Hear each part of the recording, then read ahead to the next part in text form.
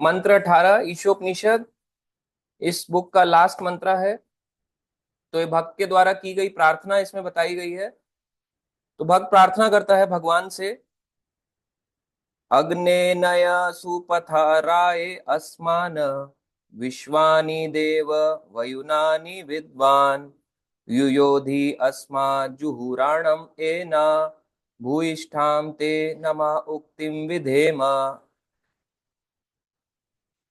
अनुवाद है, हे अग्नि के समान शक्तिशाली भगवान। अब देखो भगवान को किससे कंपेयर बताया गया है, अग्नि के समान।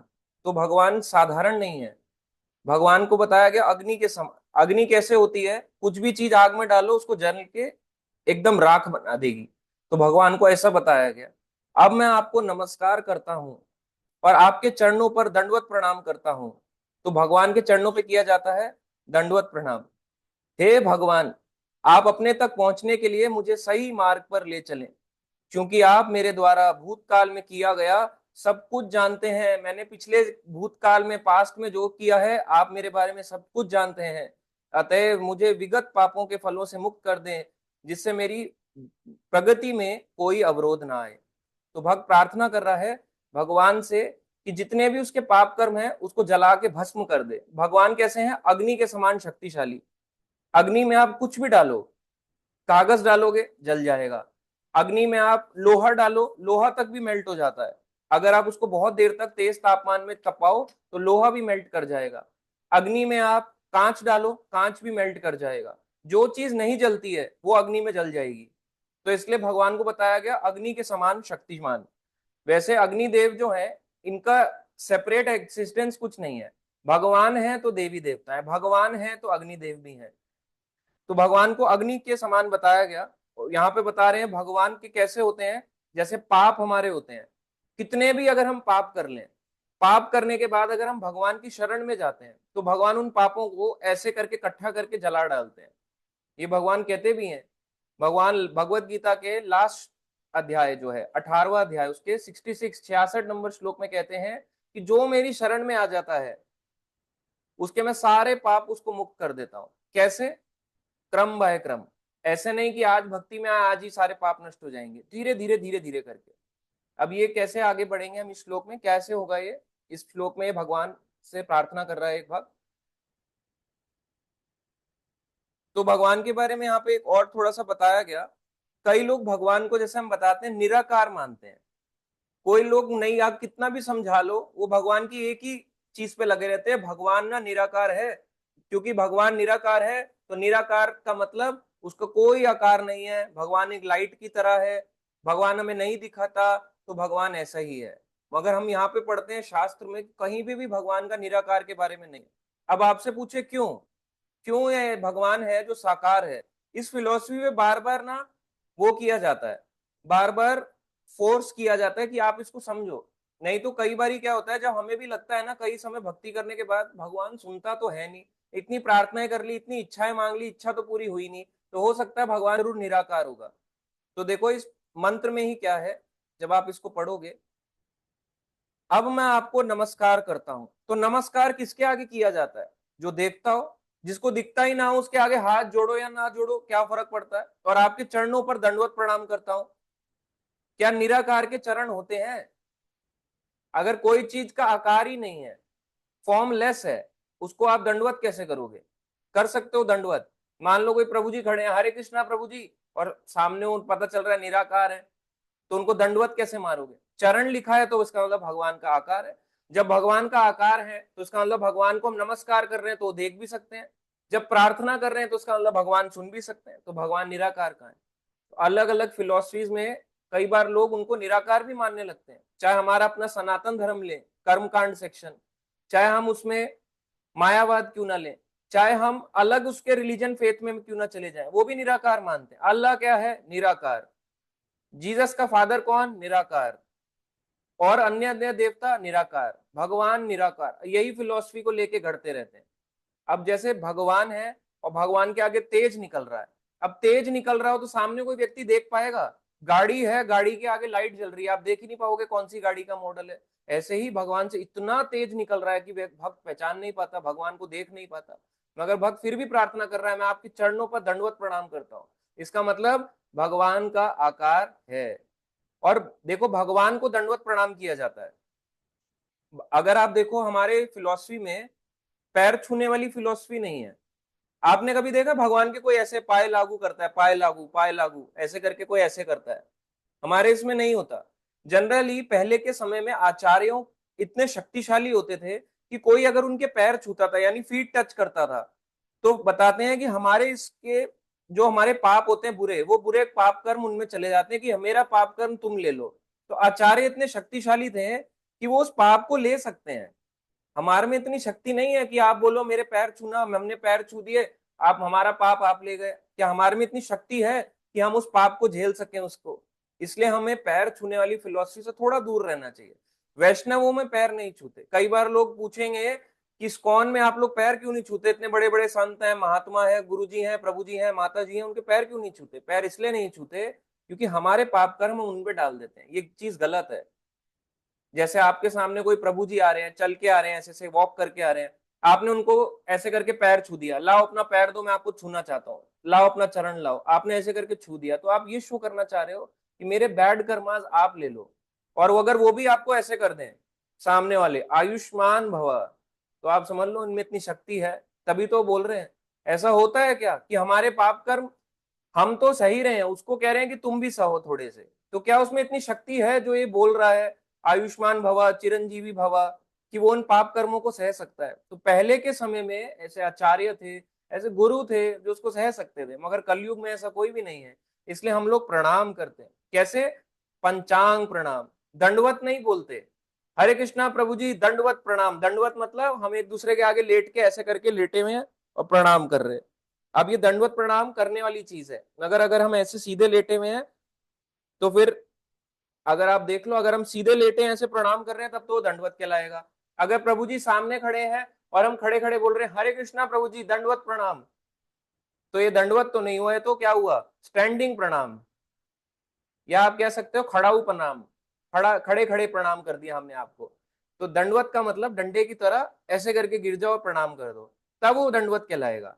अदरवाइज वो दंडवत नहीं, वो खड़े खड़े बोल दिया प्रणाम एज अ रिस्पेक्ट, ठीक है। मगर जनरली भक्तों में आपसी में जैसे कोई भक्त मिलता है एक दूसरे से, तो पंचांग प्रणाम करते हैं, 5 अंग लगाते हैं, जैसे माता जी लगाती हैं 5 अंग। ये हो गए पैर यानी 2 घुटने, 2 हाथ और सर, इसको कहते हैं 5 अंग लगाना, पंचांग प्रणाम। तो भक्तों को आपस में इस तरह से एड्रेस करना चाहिए। अब कहाँ पे करें एड्रेस?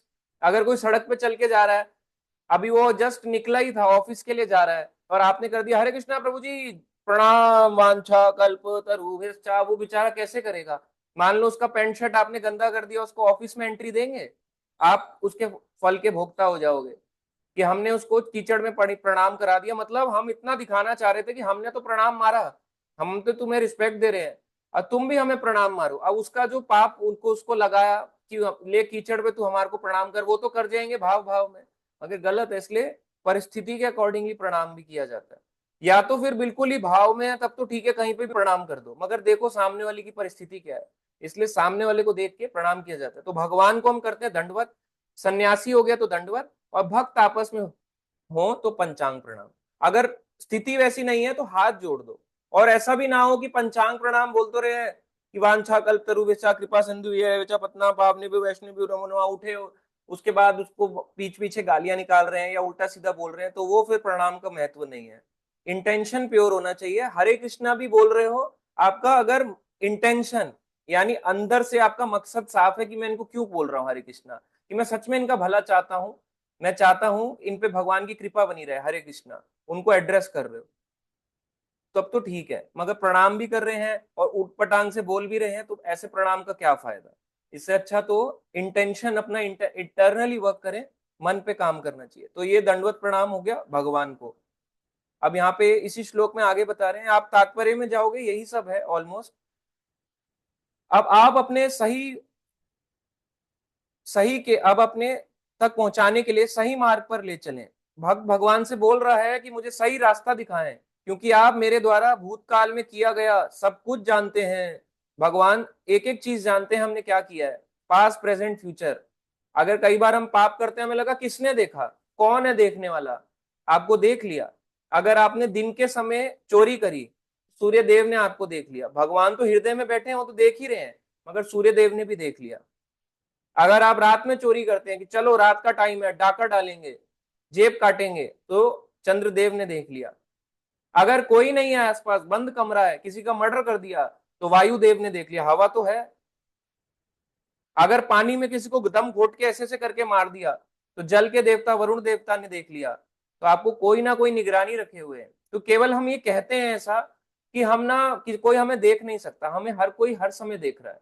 इसलिए कई बार बोलते हैं कि नहाते हुए भी टॉवल को या कुछ लपेट के नहाना चाहिए, यानी कि अपना जो अंग होता है उसको लपेट के नहाना चाहिए, क्योंकि देवी देवता भी देखते हैं, उनको भी दिखता है। और इसमें कई सारे इफ्स एंड बट्स आते हैं। इन जनरल ऐसा, स्पेशली पब्लिक प्लेसेस में, जब आप नदी में, पवित्र नदी में स्नान कर रहे हो, तब तो जरूर करना चाहिए। पर कई लोग हम देखते हैं ये इधर और डुबकियां लगा रहे होते हैं, चेने पकड़ पकड़ के हरिद्वार में, जय गंगा मैया की जय बोलो, हर हर महादेव, और ऐसे ऐसे करके डुबकियां लगा रहे होते हैं। तो वो ठीक नहीं है, क्योंकि आपको, वो क्या, लोग भी देख रहे हैं आपको। तो अगर आप रात को स्नान कर रहे हो, तो उस समय क्या आपको लोग नहीं देखेंगे? तो क्या वरुण देवता ने नहीं देखा? उन्होंने देख लिया। तो इस तरह से ठीक नहीं है। जब भी हम पब्लिक प्लेस में हो, हमें अपने जो ये पार्ट्स होते हैं, प्राइवेट पार्ट जिसे कहते हैं, इनको कवर करना चाहिए। एटलीस्ट पब्लिक प्लेसेस में, प्राइवेट में भी कर रहे हो, पर पब्लिक में तो जरूर करना चाहिए, इसलिए कवर करके नहाया जाता है।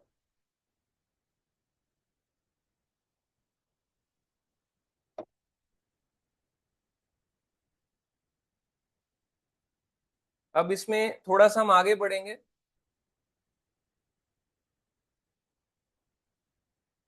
इस प्रयास में आत्म साक्षात्कार का कर्म कांड पथ सबसे निम्न है। अब आप समझे, कर्म कांड कोई बहुत ऊंची चीज नहीं है। कर्म कांड को फॉलो करना बताया गया, निम्न है, ये नहीं बोला गया बेकार है।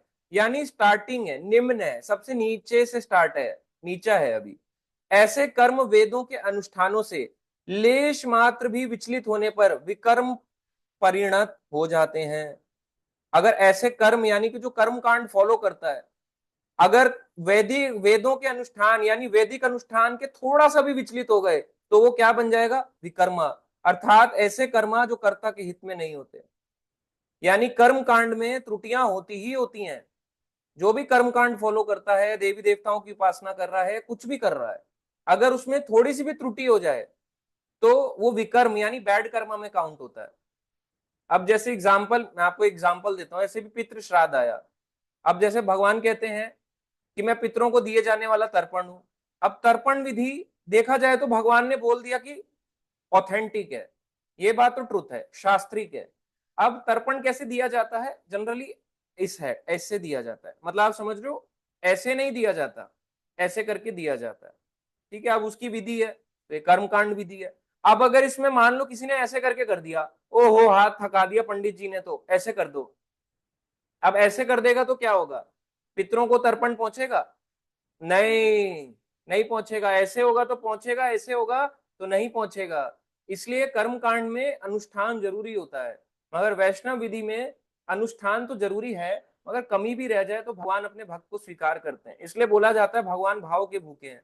अनुष्ठान भी जरूरी है, यानी नियम भी जरूरी है, और साथ में भाव भी जरूरी है। अगर कुछ कमी रह भी जाए अनुष्ठान में, तो भगवान उसके भाव को स्वीकार करते हैं।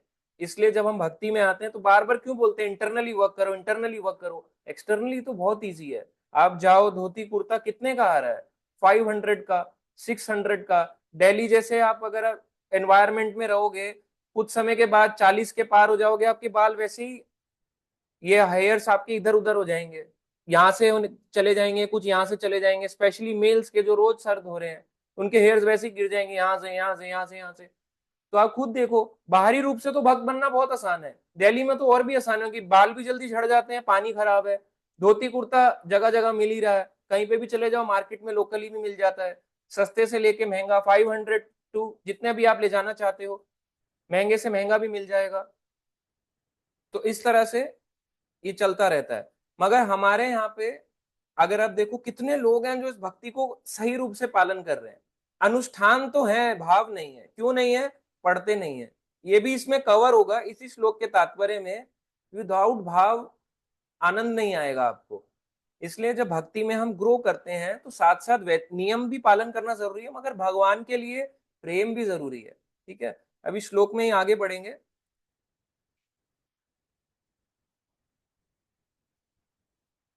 आत्म साक्षात्कार योनि, आत्म साक्षात्कार मनुष्य योनि में ही संभव है, अन्य रूपों में नहीं। और ह्यूमन फॉर्म ऑफ लाइफ में ही केवल भगवान को समझा जा सकता है, और उसमें नहीं। कुल मिलाकर 84 लाख योनियां या प्राणियों के स्वरूप हैं, जिनमें मनुष्य का स्वरूप ब्राह्मण संस्कृति से युक्त होने के कारण अध्यात्म ज्ञान प्राप्त करने का एकमात्र अवसर प्रदान करता है। ब्राह्मण संस्कृति से युक्त होने के कारण, तो जो ब्राह्मण संस्कृति में है, अगर उसने ब्राह्मण परिवार में जन्म लिया है, उसके लिए बहुत ईजी है। मगर अपने कोई ब्राह्मण परिवार पे गर्व करने लगे, मैं ना ब्राह्मण कुल में जन्म लिया हूं, अब मैं पढ़ूंगा नहीं, मैंने बस इतना ही टाइटल लगाना था अपने आगे, शर्मा, मिश्रा या कोई और टाइटल लगाना था, इतने के लिए तो हम ब्राह्मण हैं। या हमने लगाना था कोई और अलग अलग टाइटल्स लगाने थे, इसमें हम ब्राह्मण हैं। अदरवाइज हमें कुछ करने के लिए बोल दो तो हम ब्राह्मण नहीं है। ये सब हमारे बस का नहीं, ब्राह्मण वामन करना, इतने सारे अनुष्ठान फॉलो करना, बोलो श्राद्ध भी करने हैं, ये वाला व्रत भी करना है, एकादशी भी करनी है, ये सब हमसे नहीं होगा। ऐसे ब्राह्मण का पतन हो जाता है और वो ब्राह्मण नहीं कहलाता। ब्राह्मण कोई बनता है अपनी क्वालिटीज से। एक डॉक्टर की फैमिली में जब एक बच्चा जन्म लेता है तो उसको क्या बोलोगे? डॉक्टर का बच्चा, ये नहीं बोलोगे डॉक्टर बन गया। ब्राह्मण की फैमिली में जन्म लिया तो इसका मतलब ब्राह्मण कुल में वो जन्म लिया है, ब्राह्मण का पुत्र। मगर ये नहीं बोलेंगे वे कि वो ब्राह्मण बन गया। ब्राह्मण उसके गुण और उसके कर्मों के आधार पे वो बनेगा, अदरवाइज वो ब्राह्मण नहीं है। जात ब्राह्मण नहीं होता कुछ भी, कि बोले हम यहाँ पे रह रहे हैं, हम यहाँ पे रहते हैं, इस जगह में रहते हैं, पवित्र जगहों में मंदिर के पास रहते हैं, हम ब्राह्मण है नहीं। हम इस वाले कुल में जन्म लिए हैं, बहुत यज्ञ अनुष्ठान होते हैं, पर आप कुछ फॉलो नहीं कर रहे तो आप ब्राह्मण में नहीं काउंट होते। ब्राह्मण का सिंपल सा मतलब, जिसने ब्रह्म को जान लिया, यानी ये जान लिया है कि मैं शरीर नहीं हूं, मैं आत्मा हूं, वो ब्राह्मण है। अब आप देख लो कितने लोग कल्चर में ब्राह्मण है, लोग वैदिक अनुष्ठान भी नहीं कर रहे और खुद को ब्राह्मण बोलते हैं। तो इसलिए वैदिक अनुष्ठानों के बिना कोई भी व्यक्ति ब्राह्मण नहीं हो सकता। इसी में देखो श्लोक में बहुत अच्छा है, कोई अगर अपने ब्राह्मण होने पे गर्व करता है तो ये उसको पढ़ना चाहिए। अब आगे हम इसमें बढ़ेंगे। ब्राह्मण की क्वालिटीज वैसे तो भगवत गीता में बताई है, पर यहाँ पे शॉर्ट में बताया गया। ब्राह्मण संस्कृति में सत्य, ब्राह्मण वो होता है जिसकी संस्कृति सत्य हो। जो झूठ बोलता है वो ब्राह्मण कैसे हुआ? तो वो कभी ब्राह्मण नहीं हो सकता। इंद्रिय संयम, जिसकी इंद्रियों पे खुद पे कंट्रोल हो, जिसकी कंट्रोल नहीं है वो ब्राह्मण नहीं है। सहिष्णुता, सहिष्णुता यानी सहनशीलता, उसमें है। थोड़ा सा भी अगर भड़का दो आग लग जाती है, तो सहिष्णु कहाँ हुआ? सफलता, ब्राह्मण जो है उसकी संस्कृति में वो सफलता पूर्वक रहता है, आगे बढ़ता है, ईश्वर के ज्ञान में सफल होता है, जिंदगी के लक्ष्य में सफल होता है। क्या वो सफल हो रहा है? या केवल पैसों से वो अपनी सफलता ध्यान देता है? पूर्ण ज्ञान, ब्राह्मण को पूर्ण ज्ञान होना चाहिए कि मैं कौन, भगवान कौन, तथा ईश्वर में पूर्ण श्रद्धा सम्मिलित है। भगवान में पूरी श्रद्धा होनी चाहिए, तब वो ब्राह्मण है। अगर हमारी श्रद्धा डगमगा रही है तो हम ब्राह्मण नहीं है। फिर जात ब्राह्मण है मगर हम ब्राह्मण नहीं है। अगर ब्राह्मण चाय पीता हो वो ब्राह्मण नहीं है। ब्राह्मण गुटखा खाता हो वो ब्राह्मण नहीं है। ब्राह्मण झूठ बोलता हो ब्राह्मण नहीं है, है ना। ब्राह्मण छल कपट करके भगवान का धन अपने लिए यूज करता हो तो वो ब्राह्मण नहीं है। इसलिए ब्राह्मण बोलना और फॉलो करने में बहुत डिफरेंस है। केवल बोलना हम ब्राह्मण हो गए, इस्कॉन में आए ब्राह्मण बन गए, यहाँ पे ब्राह्मण संस्कृति दी जा रही है मगर ब्राह्मण नहीं बने।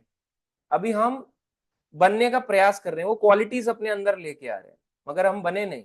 तो ब्राह्मण अपने गुण कर्म के आधार पे होता है, जन्म से कोई नहीं होता। जन्म से तो रावण भी था, आप क्या बोलोगे ब्राह्मण है? जन्म से तो बड़े बड़े जो हैं, आप देखो कितने सारे लोग हैं जो अपने आप को ब्राह्मण बोलते हैं हमारे यहाँ इंडिया में, क्या वो ब्राह्मण है? आप देखो उनकी कंडीशन देखो। बहुत से लोग बोलते हैं हमारे यहाँ पे प्याज लहसुन भी खाते हैं ब्राह्मण, तो ब्राह्मण कैसे हुए? जो ब्राह्मण प्याज लहसुन खा रहा है उसका जीभ पे कंट्रोल नहीं है, आत्म संयम नहीं है। इतना सा भी जीभ के स्वाद के लिए बोला प्याज खाता हूं तड़का लगा के, या ऊपर उसमें हरी चटनी डाल के प्याज खाता हूं, कैसा ब्राह्मण है वो ब्राह्मण में काउंट ही नहीं होगा। ऐसा व्यक्ति केवल बाहरी रूप से वो वेश धारण किया हुआ है मगर अंदर से खराब है।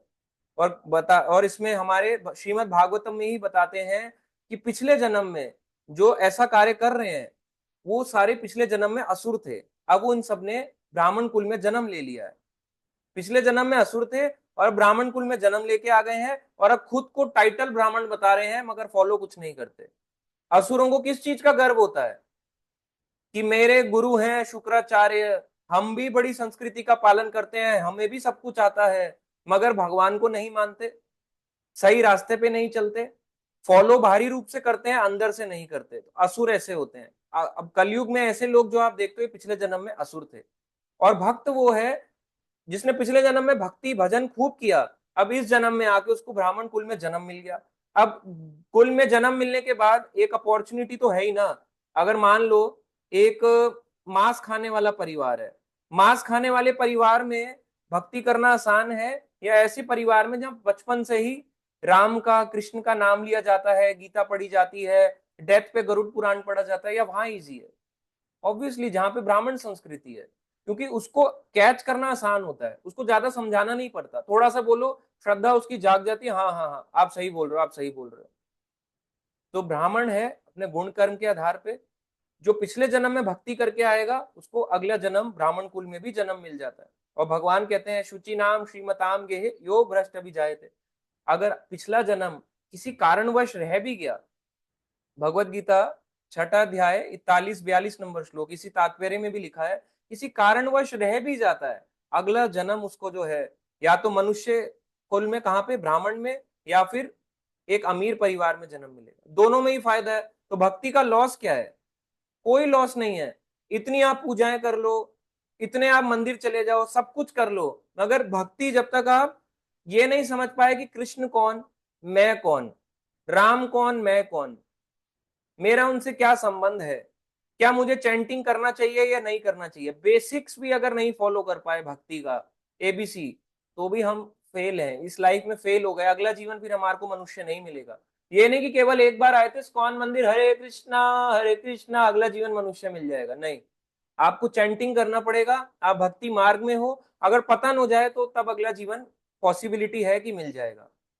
अगर आपने फॉलो ही नहीं किया, केवल मंदिर आए हरे कृष्णा और फिर चले गए, भजन नहीं कुछ नहीं, तो कैसे मिलेगा? इसलिए भजन चैंटिंग करना जरूरी है, उसको ही अगले कुल में, अगले उसमें जन्म में मिलता है। और जिसने बहुत अच्छी भक्ति करी होगी उसको सीधा भक्त परिवार में मिलेगा, फिर वो ब्राह्मण और अमीर घर दोनों को लांग के अमीर घर में वैष्णव परिवार में जन्म लेगा। और वैष्णव का मतलब जो कृष्ण या राम भक्ति करता हो, और जब उसके माता पिता इतने अच्छे भक्त होंगे तो उसको दिक्कत ही नहीं आएगी, बहुत ईजी है, उसके लिए कॉमन है, उसके लिए समझाने की जरूरत नहीं पड़ेगी। इसलिए छोटे छोटे बच्चे होते हैं भक्तों के भी, थोड़ा सा बोलो हरे कृष्णा, वो पूरा श्लोक सुनाने लग जाता है। 4 साल तक जब तक पहुंचता है उसको 4-5 श्लोक याद हो जाते हैं, 10 साल तक उसको आधी गीता रट जाती है, 18 साल तक पूरी गीता रट चुका होता है। इसलिए ही होता है, ऐसा नहीं है कि वो कोई एक्स्ट्रा ऑर्डिनरी बच्चे हैं, एक्स्ट्रा ऑर्डिनरी उनके पिछले कर्मों ने उन्हें बनाया है। पिछले जन्म में बहुत भक्ति करी थी, इस जन्म में आके जल्दी जल्दी सब कुछ कैप्चर कर रहे हैं, वापस से उन सबको वो चीज भगवान ने याद दिला दी कि ये लो याद करो अपना पिछले जन्म तुमने ये सब किया था, तो भगवान को जल्दी जल्दी दिला देते हैं। इसलिए कई लोग 50 में आते हैं भक्ति में, कई लोग 40 में आते हैं, कई 30 में आते हैं, कई 20 में आते हैं, कई 10 में आते हैं, कोई पैदा होते ही आ जाता है। क्यों? पिछले जन्म की भक्ति कैरी फॉरवर्ड चलती है, आगे बढ़ती है। इसलिए भक्त कभी विनाश नहीं होता, उसकी जो भी उसने भक्ति करी हो।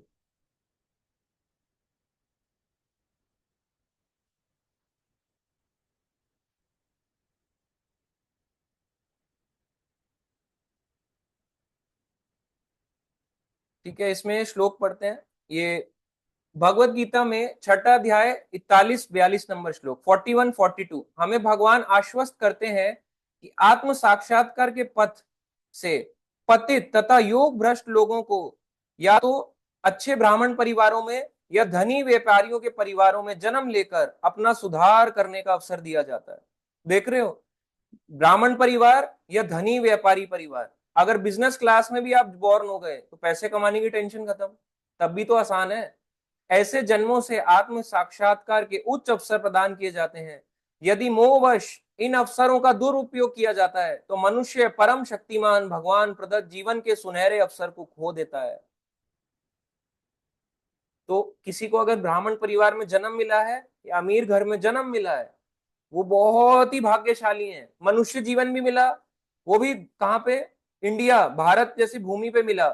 भारत में भी ब्राह्मण परिवार या एक बिजनेस क्लास फैमिली में मिला, और उसने जीवन को खराब कर दिया। मतलब उसके मनुष्य जीवन का धिक्कार है। उसने खो दिया, इतना इंपॉर्टेंट ह्यूमन लाइफ थी, उसको ऐसे ही निकाल दिया जानवरों की तरह। बस सोता रहा, खाता रहा, कमाता रहा, ऑफिस जाता रहा, बिजनेस करता रहा, ये घर चलाता रहा, मगर उसकी जिंदगी नष्ट हो गई। इसलिए वो व्यक्ति ब्राह्मण नहीं है। ब्राह्मण वो जिसने सच में इसका पालन किया हो। तो बहुत से लोग टाइटल ब्राह्मण होते हैं मगर रियल में नहीं होते। बहुत से लोग जात गोस्वामी होते हैं, टाइटल कास्ट गोस्वामी, मगर गोस्वामी का उनमें कोई गुण नहीं होता। गोस्वामी है, बाल इतने लंबे।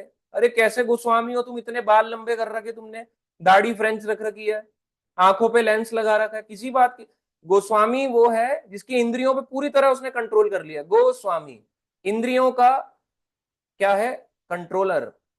और जो इंद्रियों का दास है उसको गोस्वामी की जगह गोदास लिखना चाहिए। इसलिए गोस्वामी, गोदास, ये डिफरेंट डिफरेंट टाइटल है। जन्मजात ना तो कोई ब्राह्मण है, ना कोई जन्मजात वैष्णव है, ना कोई जन्मजात गोस्वामी है। अपने गुण और कर्म के आधार पे वो होता है। और जिसने अपना ये लाइफ खो दी, अभी मनुष्य जीवन ब्राह्मण परिवार या बिजनेस क्लास में, उसने लाइफ बेकार कर दी। अब जो लोग इनमें जन्म नहीं लिए, बोले ना प्रभु जी हम ब्राह्मण परिवार में जन्म लिए हैं, ना हम बिजनेस क्लास में जन्म लिए, हमारा क्या होगा? तब भी उसका फायदा है। देखो इसी श्लोक, अब इसमें आगे बढ़ेंगे, तात्पर्य में बता रहे हैं प्रभुपाद जी।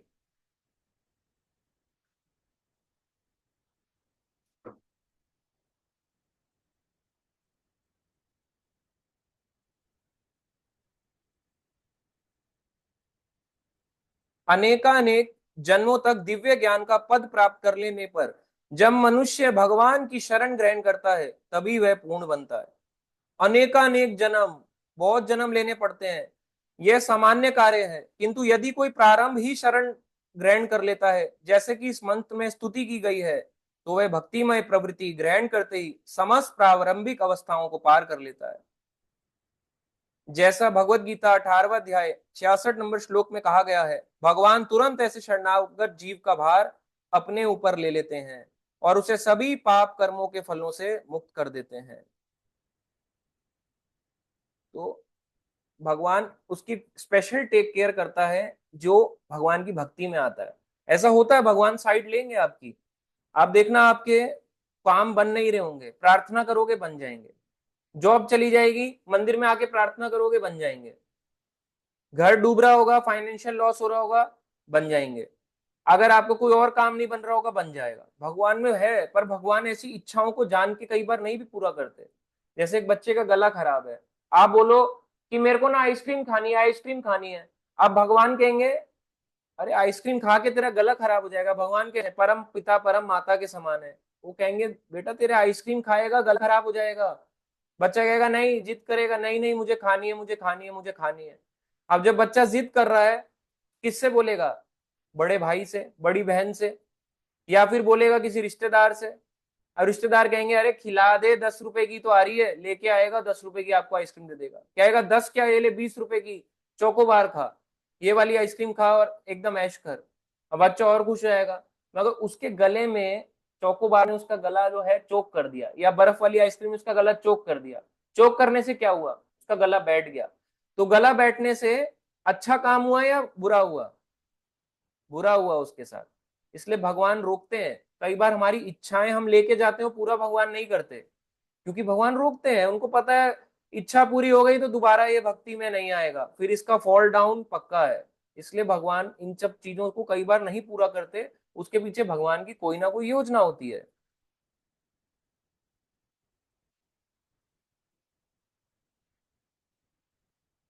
कर्म कांड में अनेक पाप निहित हैं, जबकि ज्ञान कांड में ऐसे कर्मों की संख्या कम है।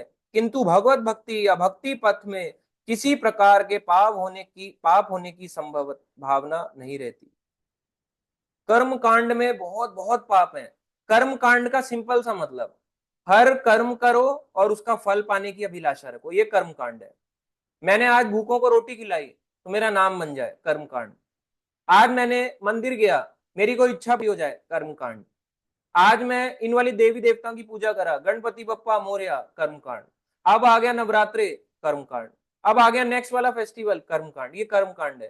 थोड़ा भी इसमें कमी रह जाए तो पाप लगता है, विकर्म में बदल जाता है। आप करने चले थे अच्छा कर्म, गुड कर्मा, मगर वो बैड में बदल जाएगा। मगर ऐसे ही है कर्मकांड। इससे ऊपर आता है ज्ञान कांड। ज्ञान कांड में शास्त्रों का अध्ययन करते हैं, रोज पढ़ते हैं, वेद पढ़ते हैं, शास्त्र पढ़ते हैं, उपनिषद पढ़ रहे हैं, अलग अलग सब कुछ पढ़ रहे हैं, मगर ये नहीं जान पा रहे कि भगवान कौन। शास्त्र तो पढ़ रहे हैं, अध्ययन चल रहा है, स्टडी चल रही है, मगर भगवान को नहीं जान पाए। इससे ऊंचा एक लेवल है, मगर अभी हम समझ नहीं पा रहे है क्या भगवान कौन, हम कौन। इसको कहते हैं ज्ञान कांड। इससे ऊपर है भगवान की भक्ति। भगवान की भक्ति में कोई पाप नहीं होता, कोई भी पाप नहीं होता। आप कहोगे कैसे? एक एग्जांपल देते हैं आपको, ठीक है। कई लोग कहते हैं कि मेरे घर में डेथ हो गई, अब मैं क्या करूं। डेथ होने के बाद, डेथ होते ही सारे लोग अपनी पूजा पाठ त्याग देते हैं। पता है पाप लगेगा। पंडित जी बोल के गए हैं, अगर तू पूजा करेगा, तेरा घर पुत्र दोष लग जाएगा, एकदम विनाश हो जाएगा तेरे घर का। ऐसा बोलते हैं, पंडित जी बोल के गए हैं। अब वो भी डरा के चले जाते हैं, क्यों? क्योंकि वो कर्मकांड मार्ग पे हैं। वो तो सही बोल के गए, क्योंकि वो कर्मकांड फॉलो कर रहे हैं, वो चाहते हैं आप भी कर्मकांड फॉलो करो। जो उन्होंने पढ़ा वो उन्होंने समझाया। अब एक है कर्मकांड से ऊपर ज्ञान कांड, जो शास्त्रों का अध्ययन करता है, भगवान को पूरी तरह से नहीं जान पाया, ठीक है, वो भी आया। मान लो किसी के घर में डेथ हो गई, बहुत शास्त्र ज्ञाता है, गरुड़ पुराण पढ़ के चला गया, उसने आपको बता दिया ऐसे ऐसे करना चाहिए भाई, देखो ये नहीं करना है और ये करना है, वो पता करके चला गया। अब आप कहोगे यार ये करना है ये नहीं करना है, ये तो और कंफ्यूज कर गए, ये तो और डेंजरस है, मैं क्या समझू इससे कि मुझे क्या फॉलो करना है और क्या नहीं करना। अब एक आया भक्त। अब भक्त आया, भक्त कहता है डेथ पे जाके, क्यों भगवान की पूजा क्यों रोक दी आपने? भगवान की पूजा क्यों नहीं कर सकते? क्या भगवान एक पर्सन नहीं है? आप बोल तो रहे हो supreme personality of God head Krishna. तो जब सुप्रीम है, परम है, और पर्सनैलिटी यानी पर्सन है, आप अपने घर के बड़े बुजुर्गों को खाना देते हो, उनको खाने के लिए चाय पानी बिस्कुट सब नमकीन सब दे रहे हो, उनको भूख लगी तो चलेगा। और भगवान आपके घर के, जिनको आपने केवल एक लड्डू गोपाल के रूप में रखा है या फोटो के रूप में रखा है, उनको भूख लगे तो उनको आप उनको भूखा रखोगे? अपने परम पिता को भूखा, क्या अपने पेरेंट्स को भूखा रखते हो? इसलिए फिलॉसफी गलत है। अब भक्त आके बोल के चला जाएगा, अब उसको क्या करना अच्छा लगेगा जो भक्त बोल के गया? क्योंकि कर्मकांड वाले में डरा दिया। कर्म कांड में ये है कि भाई ऐसे ऐसे करोगे तो वो है, ये नहीं करना वो नहीं करना, मिर्च मसाला भी नहीं डालना, क्योंकि वो कर्म कांड में आता है। कर्म कांड में बहुत रोक टोक होती है। ज्ञान कांड में भी कुछ कुछ है, कुछ हद तक रोक टोक है, मगर भक्ति में कोई रोक टोक नहीं है। भक्ति में है कि भाई आपको खाना रोज खाना, अपने भगवान को भी खिलाओ, भोग लगाओ, तुलसी पत्ता डाल के भोग लगाओ। जब भगवान खाते हैं, आपका उसमें से भाव को ले लेते हैं, पाप को उसमें से निकाल देते हैं और आपको प्रसाद देते हैं। इस तरह से भक्ति का जो मार्ग है ये सरल भी है और पापों से मुक्त भी करता है। ये तो एक एग्जाम्पल दिया, ऐसे बहुत एग्जाम्पल है। जैसे किसी के घर में डेथ हो जाती है, बोलते हैं 1 साल तक कहीं धार्मिक यात्रा पे मत जाओ, ऐसा भी बोलते हैं। क्यों? क्यों ना जाए पर्सन? अगर भगवान के भक्ति करने जा रहा है, दिक्कत क्या है? कर्म कांड में क्यों मना किया जाता है? कर्म कांड में इफ्स एंड बट्स होते हैं, क्योंकि आज आप जिन देवी देवता को प्रसन्न कर रहे हो, अब कल को आप किसी मंदिर में चले गए 1 साल से पहले, अब चले गए तो ये वाले जो हैं ये रुष्ट हो जाएंगे, अरे हमारे में नहीं आया उनके वाले में चला गया। ऐसा ही है ना कर्म कांड में, कितनों को प्रसन्न कर लोगे आप? 33 करोड़ है देवी देवता, इसलिए उसमें कर्म कांड में इफ्स एंड बट्स है। मगर भक्ति में ये सब नहीं है। भक्ति में अगर किसी की डेथ हो जाए, 1 साल तक का टाइम है, मंदिर जा सकता है। क्यों नहीं जा सकता? क्या आपको भक्ति नहीं चाहिए? आपको भगवान नहीं चाहिए? आपको भगवान से मिलने का मन नहीं करता? करता है, तो फिर जब सब कुछ कर रहा है तो क्यों नहीं जाना मंदिर? इसलिए कर्म कांड और भक्ति में बहुत डिफरेंस है। देखने में सिमिलर है, करने में भी सिमिलर है, मगर डिफरेंस भाव का है। इसमें कर्म करने के प्रति फल की इच्छा है, इसमें भगवान को प्रसन्न करने की इच्छा है, दोनों डिफरेंस है। इसलिए कर्म कांड और भक्ति एक डिफरेंट डिफरेंट प्रोसेस है, देखने में सेम मगर वे डिफरेंट है। कर्म कांड भगवान के धाम नहीं ले जाता, भगवान का धाम भक्ति ले जाता है। इसलिए भक्ति का पालन करना चाहिए। भक्ति पालन करने से सारे पाप कर्म जो होते हैं उनका विनाश होता है।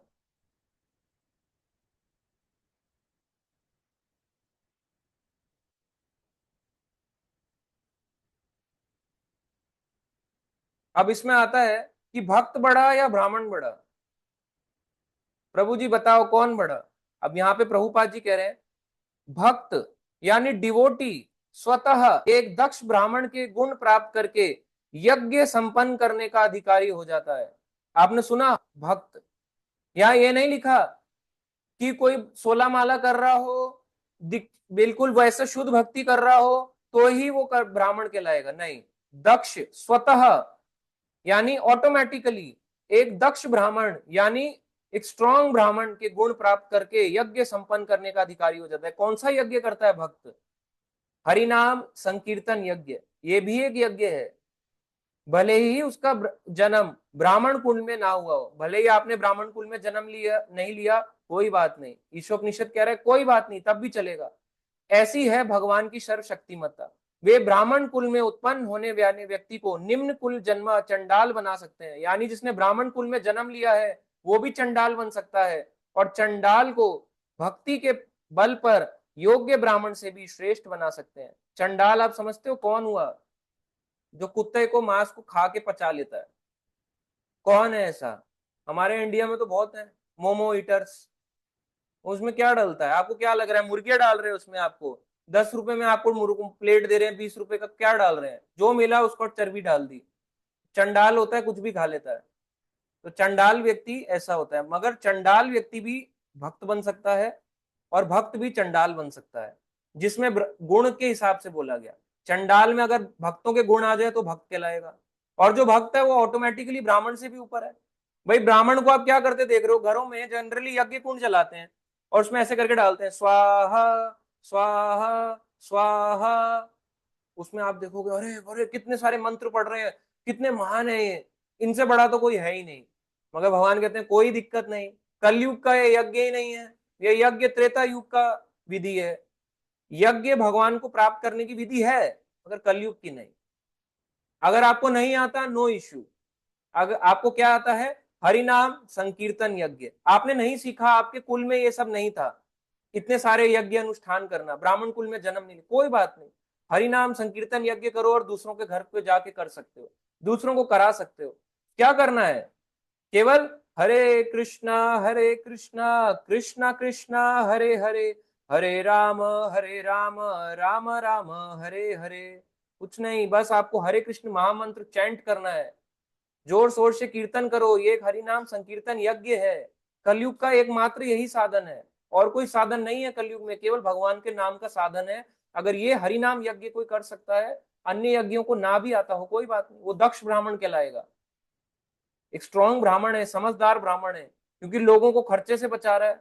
भाई वो लाएगा, सामान लाएगा, आहुतियां डालेगा, उसमें खर्चा नहीं है। अपना घर उसकी दीवार काली हो जाएगी, फिर दुखी हो जाएगा, अरे मेरे देखो घर का दीवार काली हो गई, मेरे घर में धुआं धुआं हो गया, लोग खांस रहे करके खांस रहे, लोगों को अच्छा भी नहीं लगता। और कीर्तन क्या है? गए हरे कृष्ण महामंत्र का कीर्तन किया, सूदिंग होता है। किसी का मन नहीं भी है, बैठा हुआ है ऐसे करके, हाँ हमसे वो तो समझ नहीं आता क्या चल रहा है, क्या चल रहा है यज्ञ अनुष्ठान में, बैठे बैठे ऐसे करके बैठा है तो भी वो समझ सकता है क्या करना है। केवल हरे कृष्ण महामंत्र को उसको सुनना है, हो गया उसका। आपका भी कीर्तन संपन्न हो जाएगा और उसका भी मकसद जो है, क्योंकि उसने सुना, उसको समझ आएगा कि भगवान का नाम चल रहा है। इसलिए ये सारी चीजें जरूरी होती हैं। कर्म कांड में बहुत से गलतियां भी होती हैं। आप हो सकता है बहुत अच्छे से कर्म कांड कर रहे हो, अच्छे अच्छे यज्ञ करा रहे हो पंडित जी को बुला के, मगर एक वहीं पे घर वाला व्यक्ति है, वो ऐसे करके लेटा हुआ है, मान लो ऐसे करके, या कुछ खा रहा है, यज्ञ के बीच में खाया नहीं जाता, बोले मम्मी पापा या दादा दादी आप यज्ञ करो, मैं बैठ के खा रहा हूँ। यज्ञ में जीन्स पहन के बैठा हुआ है, स्वाहा स्वाहा जीन्स वाला यज्ञ है, और वो भी कह रहे हैं, वो भी क्योंकि उनको पता होता है ना अगर इनको सच्चाई बता देंगे तो ये तो बेचारा परेशान हो जाएगा, सुसाइड कर लेगा, इसलिए वो भी नहीं बताते। उनको ही पता है कि इनका दिल नहीं तोड़ना, इनको थोड़ा थोड़ा थोड़ा करके चलते रहने दो, कर ले चल कर ले, अपनी मर्जी भी कर ले। तो यज्ञ अनुष्ठानों में कमियां होती है, कर्म कांड में बहुत कमी होती है। अगर आपको उसमें पहला प्रोसेस है, एग्जाम्पल दे रहा हूँ, आपको अगरबत्ती करना है, फिर जोत चलानी है, फिर उसके अर्घ देना है, अगर आपको प्रोसेस में आगे पीछे हो गए भगवान की भक्ति में चलेगा। सेवा अपराध काउंट होता है मगर चलेगा, भगवान कहेंगे कोई बात नहीं, उसको बार बार चांस देंगे, फिर भी एक्सेप्टेड रखेंगे। मगर देवी देवताओं का अगर आप आगे पीछे कर दो प्रोसीजर, कि पहले पहले जोत जला दी फिर अगरबत्ती घुमा देंगे, भगवान देख लेंगे, देवी देवता देख लेंगे ये क्या किया इसने, मैं रुष्ट हो गया हूं इससे। जो बहुत जल्दी रुष्ट हो जाते हैं, मगर भगवान रुष्ट नहीं होते, भगवान एकदम आनंद में रहते हैं। उसको थोड़ा बार बार थोड़ा थोड़ा करके मौका देते रहते हैं सीखने का। इसलिए भगवान की भक्ति में बहुत बहुत आनंद है। इसमें आगे बढ़ते हैं। तो भक्त बड़ा या ब्राह्मण बड़ा, एक भक्त बड़ा होता है जब एक, चाहे वो वैश्य हो, क्षत्रिय हो, शूद्र हो, ब्राह्मण हो, अगर वो भक्त बन जाता है, हरे कृष्ण महामंत्र चैंट करने लगता है, भक्ति मार्ग में आ जाता है, तो ऑटोमेटिकली उसमें ब्राह्मण गुण आ जाता है। अगर कोई ब्राह्मण हो, जरूरी नहीं है वो भक्त बन जाए।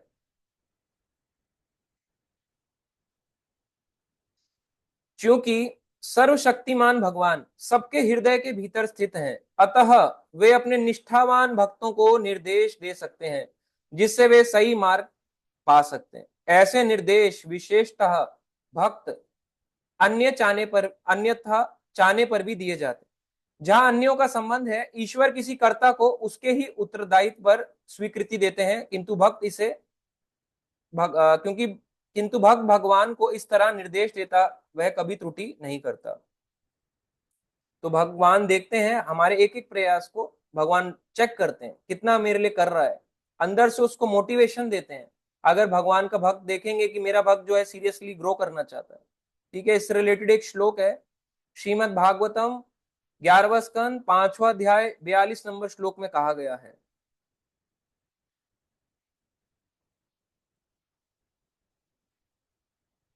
स्वपाद मूलम भजता प्रियस्य तक्तन्य भावस्य हरि परेश विकर्म यतुत्पत्तिम कथमचित धुनोति सर्वं हृदि सन्निविष्ट।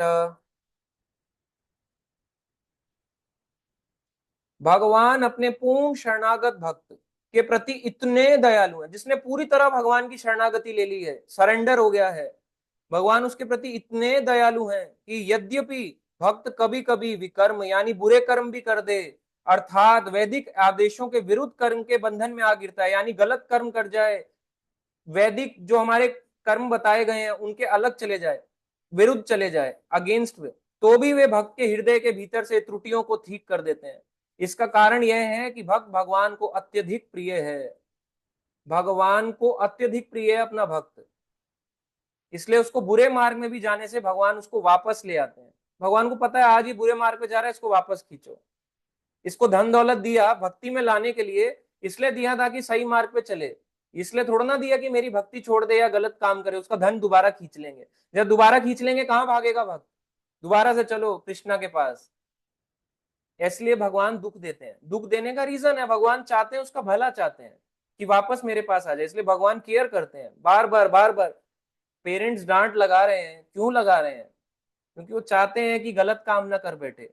जैसे एग्जाम्पल देते हैं, कई बार पेरेंट्स बोलते हैं अरे उस दोस्त का तू संग मत किया अगर अच्छा नहीं हो तो। नहीं नहीं, मैं कैसे मान जाऊं, मम्मी मैं तो, मेरा बेस्ट फ्रेंड है वो। पेरेंट्स बोलेंगे मत जा, देख हम तेरे को समझा रहे हैं, हमें पता है ऐसा भी हो जाता है, अगर तू उसके साथ जाएगा शराब पी लेगा, सिगरेट पी लेगा, ये काम करता है, फिर वो नहीं मानेगा, जबरदस्ती झूठ बोल के चला जाएगा। अब मान लो चला गया, स्मोक करके आ गया, ड्रिंक करके आ गया, जब घर में आया देखा कि ऐसे करके पड़ा हुआ है, पेरेंट्स उसको एक्सेप्ट करते हैं या नहीं करते? करते हैं। अगली बार उस पर और रिस्ट्रिक्शंस डालते हैं, क्यों? क्योंकि पता है पहली बार जब आया इतना नुकसान, अगली बार जब आएगा तो लत लग जाएगी। इसलिए भगवान बार बार बार बार बार बार उस व्यक्ति को अपने पास बुलाने का प्रयास करते हैं, इसलिए स्ट्रिक्ट हो जाते हैं भगवान। जब व्यक्ति भक्ति में आता है ना, तो वो क्लोजनेस बढ़ा रहा है भगवान के प्रति। अब भगवान इससे इतना अटैच हो जाते हैं अपने भक्त से कि मेरे को जानने के लिए अपना समय दे रहा है, इतना कुछ दे रहा है, इसलिए उसकी बहुत सारी चीजों को देखने लगते हैं भगवान, उसको गलत राह पे भटकने ही नहीं देते। हमें लगेगा कि भगवान ऐसा क्यों कर रहा है, उसके पीछे रीजंस होते हैं कई सारे। जैसे हम पेरेंट्स के भाव को नहीं समझ पाते, जब हम पेरेंट्स के नहीं समझ पा रहे अपने माता पिता को, तो परम पिता और परम माता पिता को कैसे समझ जाएंगे आसानी से? इसलिए भगवान के भाव को समझना इतना इजी नहीं है कि ऐसा क्यों कर रहे हैं।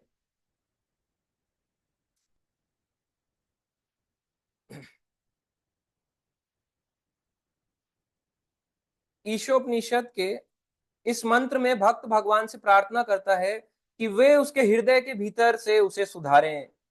तो मंत्र में यही प्रार्थना करी जा रही है कि आप मेरे पास्ट कर्मा को जानते हैं, मुझे मार्ग दिखाइए। भगवान को बोल रहे हैं आप अग्नि के समान हैं, मेरे पाप कर्मों को जला दीजिए जितने मैंने पाप कर्म किए हैं। तो भक्त प्रार्थना कर रहा है ईशोपनिषद के इस मंत्र में। त्रुटि करना मनुष्य का सहज गुण है, बद्ध जीव प्रायः त्रुटि करता रहता है, और ऐसे अनचाहे पापों का एकमात्र उपचार यही है कि भगवान के चरणों में समर्पित हुआ जाए, जिससे वे इनसे बचने का मार्गदर्शन करते रहें। तो भगवान उसका मार्गदर्शन करते हैं। Human is made to commit mistakes. जब तक हम इस मनुष्य जीवन में है, हमें चार जो है ये अपूर्णताएं रहेंगी, यानी कि हम मिस्टेक भी करेंगे, इल्यूजन में, भ्रम में रहेंगे, चीटिंग करने की प्रवृत्ति बनी रहेगी, और हमारी बोला जाता है आईसीआईसी इल्यूजन में, इंद्रियां जो है इल्यूजन में रहेंगी, चीटिंग करने की वो बनी रहेगी प्रवृत्ति। तीसरा आता है हमारा इंटेंशन जो है वो हमेशा इधर उधर भागता रहेगा, इंद्रियों पे कंट्रोल नहीं रहेगा। चौथा का मिस्टेक्स भी होती रहेंगी। तो जब तक हम इस ह्यूमन उसमें है, फॉल्ट फाइंडिंग ये सब चलता रहेगा। इस ह्यूमन शरीर के साथ जब तक हम चलते हैं मनुष्य जीवन में, ये कभी भी हमारी ऐसा नहीं हो सकता कि हम त्रुटियां करना बंद कर दे। होंगी मिस्टेक्स, बार बार बार बार बार बार होंगी, उससे दोबारा उठ खड़ा होना है, फिर होंगी, फिर उठ खड़ा होना है। तो उठ खड़े करने की शक्ति कहां से आ रही है? ये भगवान दे रहे हैं। कोई बात नहीं, मिस्टेक हो गई, चल दोबारा से लग जा। कोई बात नहीं, तूने हरे कृष्ण चैंट किया, मांस खा लिया, कोई बात नहीं, तेरे को दोबारा मौका देता हूं। कोई बात नहीं, तूने चैंटिंग करी, भक्ति मार्ग से निकल गया, दोबारा मौका देता हूं। तो कौन शक्ति दे रहा है? हृदय से भगवान उसको ये वो दे रहे हैं। तभी बोलते हैं ना, यार मन से आवाज आ रही है आज, ऐसा लग रहा है कि बस भक्ति में ही रहूं। कौन दे रहे हैं आवाज? कृष्णा अंदर से बोल रहे हैं। Krishna sitting in heart is speaking to us. वो हमें डायरेक्शन दे रहे हैं, ये डायरेक्शन पे चल, यहाँ चल, यहाँ चल। इसलिए कई बार अंदर से मोटिवेशन आता है, तो भगवान उस मोटिवेशन को देते हैं।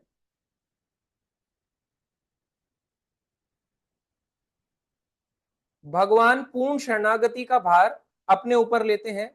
इस तरह सारी समस्याएं भगवान की शरण ग्रहण करने एवं उनके निर्देशानुसार कार्य करने से ही हल हो जाती हैं। क्या बोला गया? प्रभुपाद जी कह रहे हैं सारी समस्याएं कैसे होंगी? भगवान की शरण ग्रहण करने से और उनके निर्देश अनुसार कार्य करने से हल हो जाएंगी। भगवान के अकॉर्डिंगली जीवन जियो, आपके सारी प्रॉब्लम्स सॉल्व होंगी। ऐसे निर्देश निष्ठावान भक्त को दो प्रकार से दिए जाते हैं। जो भक्त डिटरमिंड है भक्ति में आगे बढ़ने के लिए, भगवान उसको दो तरह से हेल्प करते हैं। कैसे? पहली हेल्प संतों, शास्त्रों तथा गुरु के द्वारा, यानी डिवोटीज, स्क्रिप्चर्स और गुरु। दूसरा स्वयं भगवान द्वारा, जो हर एक के हृदय में वास करते हैं। इस तरह वैदिक ज्ञान से प्रबुद्ध भक्त सभी प्रकार से सुरक्षित रहता है। दो तरह से भगवान देते हैं, साधु, गुरु, शास्त्र। साधु कौन? डिवोटीज। भगवान उसको इंस्ट्रक्शन देने के लिए डिवोटीज देते हैं। डिवोटीज संग में रहो, डिवोटीज कैसे भी रहो। आसपास नहीं है, ऑनलाइन जुड़ जाओ, कहीं ना कहीं रह के सीखो। ऑफलाइन है तो ऑफलाइन जुड़ जाओ। कुछ नहीं कर सकते तो यूट्यूब तो सुन लो। इतना भी नहीं करोगे क्या? थोड़ा बात ही कर लो, मैं परेशान चल रहा हूं, मेरे प्रॉब्लम ये है। डिवोटीज। पहला साधु। साधु वो जो ऑरेंज कपड़े ना पहनता हो, सच में भगवान का भजन करता हो। जरूरी नहीं है ऑरेंज पहने ना पहने, मैटर नहीं करता, मगर साधना कर रहा है, भगवान का भजन कर रहा है, तो साधु। भक्त यानी डिवोट यानी साधु। दूसरा गुरु। तो गुरु भी भगवान देते हैं। जो व्यक्ति इंस्ट्रक्शंस को नहीं समझ पा रहा, उसको समझाने के लिए गुरु मिलते हैं, उसकी लाइफ में आते हैं। और शास्त्र। तो ये तीनों चीजें पैरेलल चलती हैं। शास्त्र क्यों दिए हैं भगवान ने? समझने के लिए, कि मुझे जान सके। साधु, गुरु और शास्त्र, जो भी बात बोली जाती है, अगर ये तीनों जगह पे लाइन पे मैच कर रहा है, तो इसका मतलब ये बात सही है। जैसे मान लो मैंने कोई बात बोली, आपने बोल दिया प्रभु जी आप तो है ना जैसे भी हैं एक भक्त हैं, आपने बोल दी, मगर ये इसमें तो नहीं लिखा हुआ, यहाँ पे जो प्रभुपाद जी ने दी है इसमें नहीं लिखा, तो मेरी इसका मतलब वाणी है वो गलत है, मैं जो बोल रहा हूँ आपको गलत इंस्ट्रक्ट कर रहा हूँ। मगर अगर वो लिखा हुआ है तो इसका मतलब इंस्ट्रक्शन सही है, चेक करना चाहिए कोई भी बात को। साधु, गुरु, शास्त्र, सबसे प्रामाणिक होता है शास्त्र। शास्त्र को जरूर चेक करें, लिखा भी है नहीं लिखा, अपने मन से तो नहीं बोल रहे वाले प्रभु जी, ये वाले माता जी या सो कॉल्ड जो गुरु जी हैं, अपने मन से कोई बनावटी बात बोल रहे हो। साधु, गुरु, शास्त्र तीनों तरह से चेक करना चाहिए। तो भगवान पहला मोटिवेशन ऐसा देते हैं उसको, भक्त को आगे बढ़ाने के लिए भक्ति में। और दूसरा, हृदय में बैठ के उसको मोटिवेशन देते हैं। जब बाहरी रूप मोटिवेशन मिल रहा है, शास्त्र पढ़ रहे हैं, गुरु उपदेश दे रहे हैं, भक्त मिल रहे हैं, बाहरी रूप से इंस्ट्रक्शन आ रहा है, अब भगवान इंटरनली मोटिवेट करेंगे, अंदर ही अंदर से। ऐसा होता है आपके साथ, नहीं होता? आपके साथ ऐसा होता है, नहीं होता है? जब ये तीनों चीजें हमें मिलती हैं, मोटिवेशन जागता है, फिर कहते हैं प्रभु जी अंदर से मोटिवेशन आ रहा है। क्यों आ रहा है? कौन दे रहा है अंदर से मोटिवेशन? भगवान। आपको भगवान मोटिवेट कर रहे हैं, आगे बढ़ आगे बढ़ आगे बढ़। ऐसे नहीं है कि भगवान है ही नहीं, अपने आप ही सब चला जा रहा है। भगवान है तभी तो मोटिवेट कर रहे हैं।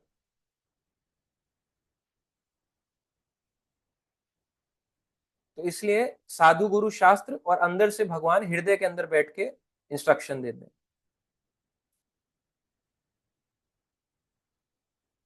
वैदिक ज्ञान दिव्य है, अतः संसारी शैक्षिक पद्धतियों से नहीं समझा जा सकता। जो हम मटेरियल एजुकेशन ले रहे हैं उससे भगवान को नहीं समझा जा सकता। हमारे वेद शास्त्र क्या कहना चाहते हैं उससे भगवान को नहीं समझा जाता, उसके बिना भगवान को नहीं समझा जा सकता। केवल भगवान तथा गुरु की कृपा से ही मनुष्य वैदिक मंत्रों को समझ पाता है। कैसे? भगवान की कृपा, गुरु की कृपा और भगवान की कृपा दोनों ही काम करती हैं। गुरु भी चार तरह के होते हैं। पहला है पथ प्रदर्शक गुरु, जो हमारे को उस भक्ति पे लेके आया या उस पथ पे चला रहा है। पथ प्रदर्शक यानी डायरेक्शन दिखाने वाला। कोई भी हो सकता है, आपका फ्रेंड हो सकता है, आपका भाई हो सकता है, आपकी सिस्टर हो सकती हैं, आपका छोटा कोई भाई बहन हो सकता है, बड़ा भाई बहन हो सकता है, पेरेंट्स हो सकते हैं, कलीग हो सकता है, कोई आपको बिजनेस पार्टनर हो सकता है, कोई भी हो सकता है। तो पथ प्रदर्शक जो आपको उस पथ पे लाए, उस पथ पे चलाए। दूसरा शिक्षा गुरु। शिक्षा गुरु वो जिसका कृष्णा से कनेक्शन हो। ऐसे हम शिक्षा तो देखो बहुत वक्त दे रहे हैं, मगर सच में क्या वो कृष्णा से डायरेक्टली कनेक्टेड है? अगर वो डायरेक्टली कनेक्टेड है तब तो वो शिक्षा गुरु है, नहीं तो पथ प्रदर्शक हुआ। पथ प्रदर्शक गुरु यानी हमारे को इस पथ पे चला रहा है। आप भी किसी के पथ प्रदर्शक हो सकते हैं। तो आपने बोला यार भाई मेरे साथ मंदिर चल, मैं तेरे को मंदिर लेके चलता हूँ, बड़ा आनंद आएगा तेरे को, आज भगवान के दर्शन कराता हूँ, आजा आजा, देखो वहां पे कुछ खिलाऊंगा, अभी प्रसाद खिलाऊंगा, मेरे साथ चल। तो आपने उसको पथ दिखाया, आप क्या खिलाए उसके? पथ प्रदर्शक। पथ प्रदर्शक जो उस पथ पे चला है। मगर शिक्षा गुरु में डिफरेंस क्या है? शिक्षा गुरु वो जिसका डायरेक्ट भगवान से कनेक्शन है। दीक्षा गुरु जिसका डायरेक्ट भगवान से कनेक्शन है, मतलब उसको डायरेक्ट भगवान से उपदेश मिल रहे हैं, तब तो ठीक है शिक्षा गुरु, नहीं तो उसको पथ प्रदर्शक बोलना चाहिए। जनरली जो हमें सिखाता है हम उसको शिक्षा गुरु बोल देते हैं, मगर शिक्षा गुरु वो जिसका कनेक्शन होना चाहिए। जैसे एग्जाम्पल के लिए आपको बताता हूँ, षड गोस्वामी आपने देखे। षड गोस्वामी के बारे में आप अगर थोड़ा बहुत भी जानते हो तो वृंदावन की जो लीला स्थलियों की खोज करी, जो आप देखते हो, ये ब्रज 84 कोर्स है, इसमें से भी एक जगह है वृंदावन। पूरे को कहते हैं ब्रजमंडल, एक है वृंदावन, वृंदावन धाम। इसकी जो लीला स्थलियां को जो खोज करी है वो करी है 6 गोस्वामियों ने। रूप, सनातन, रघुनाथ दास, रघुनाथ भट्ट, जीव, गोपाल भट्ट, 6 गोस्वामी थे। अब इनका डायरेक्टली कृष्ण से कनेक्शन था। जैसे एग्जाम्पल, एक आचार्य है हमारे नरोत्तम दास ठाकुर, वो जीव गोस्वामी को अपना शिक्षा गुरु मानते थे। क्यों? क्योंकि जीव गोस्वामी डायरेक्ट कृष्ण, एक मंजरी है, उनका डायरेक्टली कृष्ण से संबंध है, तो वो शिक्षा गुरु हुए। उनका डायरेक्टली संबंध है ना। आप देखो, कोई उनको इंस्ट्रक्शन देना दे, उनको डायरेक्टली राधा कृष्ण से इंस्ट्रक्शन मिल रहे हैं। ऑब्वियसली वो गुरु परंपरा में आ रहे हैं, ऊपर से नीचे इस तरह से गुरु परंपरा में आ रहे हैं, मगर डायरेक्ट शिक्षा मिल रही है भगवान से, विग्रह से बात कर रहे हैं, तो क्या हुआ? ये शिक्षा गुरु। मगर अगर कोई डायरेक्ट कनेक्शन में नहीं है तो वो पथ प्रदर्शक हुआ। तो ये डिफरेंस है। और दीक्षा गुरु वो हुआ जो व्यक्ति को दीक्षा देते हैं, उसका मार्ग दिखाते हैं। दीक्षा, दीक्षा का मतलब दिव्य ज्ञान आना और अज्ञानता नष्ट हो जाना। तो केवल हरि नाम दीक्षा यानी कि नाम लेना दीक्षा नहीं होती कि हमने नाम ले लिया है। नाम तो आप अभी भी ले रहे हो। नाम का मतलब है कि अब मैं, मेरा जो भौतिक है ज्ञान वो नष्ट हो रहा है और आध्यात्मिक ज्ञान में प्रगति हो रही है, दिव्य ज्ञान मेरा बढ़ रहा है, तो हम दीक्षा के मार्ग पे हैं। अगर हमारा को अब दीक्षा हो गया और अगर हम क्लास नहीं लेते, सिंपल सा है, फिर हमारी दीक्षा कैसी? दिव्य ज्ञान ही बंद हो गया तो इसका मतलब हमारा जो सीखने का पर्पस था वो खत्म हो गया। जब पर्पस ही खत्म हो गया तो दीक्षा काम नहीं करेगी। भाई सिंपल सी बात है, खाओगे शरीर को तो जान मिलेगी ना। आप अगर दिव्य ज्ञान ही नहीं लोगे तो फिर दीक्षा कैसे काम करेगी? गुरु की कृपा भी तब काम करती है जब शिष्य भी सीखना चाहे। आप चाहते हो गुरु ऐसे करके खड़े रहे, अपने शिष्य को आशीर्वाद देते रहे, य- यशस्वी भवा, तथास्तु, ऐसा ही हो, आपकी बस इच्छाएं पूरी होती रहे, इसलिए गुरु है। गुरु वो जो आपको कृष्ण से मिला दे। प्रयास उनका भी पूरा रहेगा, मगर आपको भी अपना प्रयास करना पड़ेगा। अगर आप नहीं सीखना चाहते तो आप कृष्ण को प्राप्त नहीं कर सकते, सीखना तो पड़ेगा। तो दीक्षा शिक्षा ये पैरेलल चलती हैं, शिक्षा भी दीक्षा भी।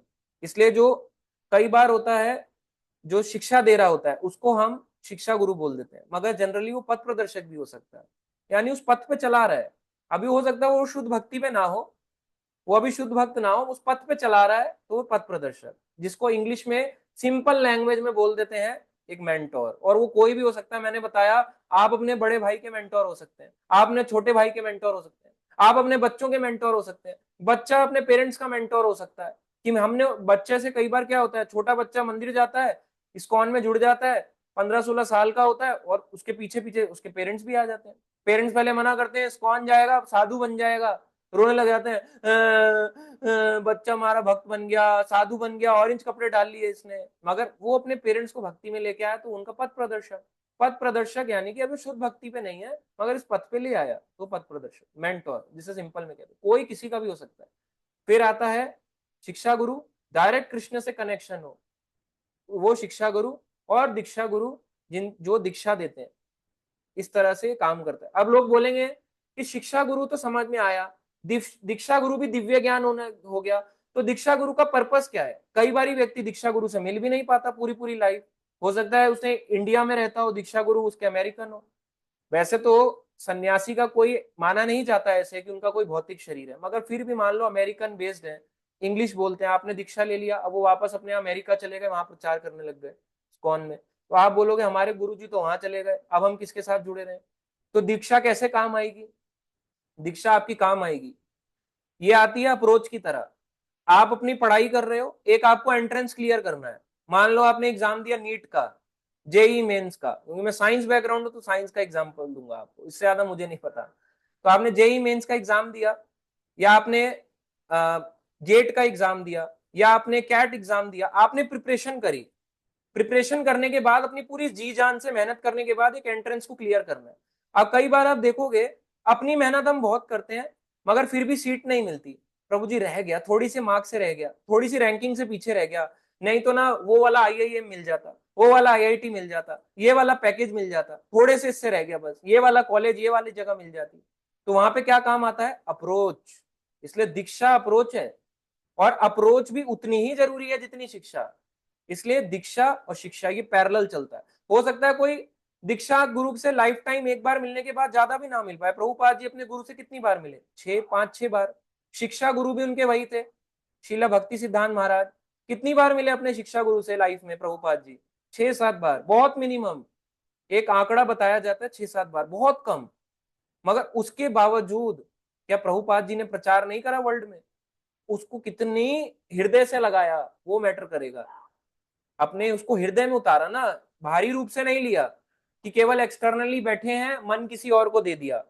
यहाँ पे हम शरीर से हैं, फिजिकली प्रभु जी हम यहाँ बैठे हैं, मन से कहीं और हैं। अगर आप सच में हो तो फिर मन से भी रहना चाहिए, केवल उससे नहीं। तो ऐसे ही शिक्षा दीक्षा काम करती है। शिक्षा भी जरूरी है, जब तक आपकी तैयारी नहीं होगी अप्रोच क्या कर लेगी? आपने अप्रोच लगाया, गुरु जी भगवान का धाम दिला दो, क्या कर लेंगे? वो कहेंगे पढ़ता लिखता नहीं है, क्यों दिलाऊं तेरे को? जब मैंने बोल रखा है कि सीख, ये सारे शास्त्र हैं, इतना सब कुछ दिया हुआ है, तो ये किस लिए है? प्रभुपाद जी ने किस लिए मेहनत करी है? तुम्हारे लिए तो मेहनत करी है, इतने सारे ग्रंथ लिखने के लिए कि तुम सीखो, पढ़ो, जानो। इसलिए इनकी वैल्यू है।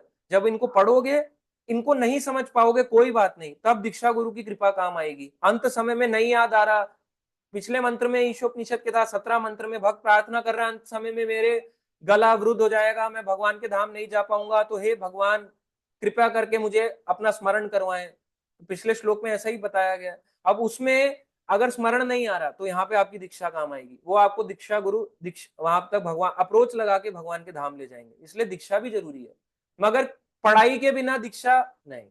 फिर आपने हरिनाम दीक्षा लिया केवल कॉपी पेस्ट करने के लिए, कृपा तो मिली मगर कृपा को समझ नहीं पाए। आपने समझा, अप्रोच करा के किसी ने आपका एडमिशन लगा दिया, मैं इसकी अप्रोच लगाता हूं, इसका एडमिशन में ले लो, मगर आगे वो पढ़ाई नहीं कर रहा, क्या कर लोगे?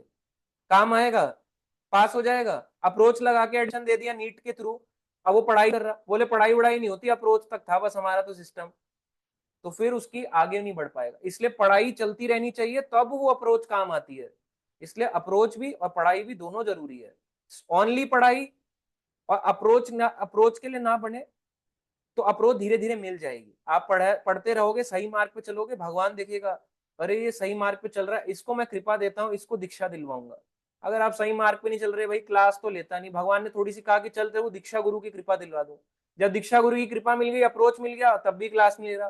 भगवान कहेंगे कैसा भक्त है, इतनी मेहनत कर रहा हूँ इस पे, इसके बाद मेरे लिए समय नहीं है जानने का। तो दीक्षा गुरु पैरेलल चलता है शिक्षा दीक्षा। अब चौथा गुरु आता है, पहला पथ प्रदर्शक, दूसरा शिक्षा गुरु, तीसरा दीक्षा गुरु, चौथा चैत्य गुरु। यानी हृदय में परमात्मा बैठे हैं, यहाँ पे रीजन ऑफ द हार्ट में बैठे हैं, उपदेश दे रहे हैं, बोल रहे हैं। अब हम समझ नहीं पा रहे क्या बोले भगवान। अभी मेरे दिल में बैठे हैं, मुझे भी नहीं पता लग रहा क्या बोल रहे हैं, बस मैं बोलते जा रहा हूँ, बोलते जा रहा हूँ, बोलते जा रहा हूँ, जो ये बुक में लिखा है बोलते जा रहा हूँ, मगर एग्जैक्ट इंस्ट्रक्शन को नहीं समझ पा रहे।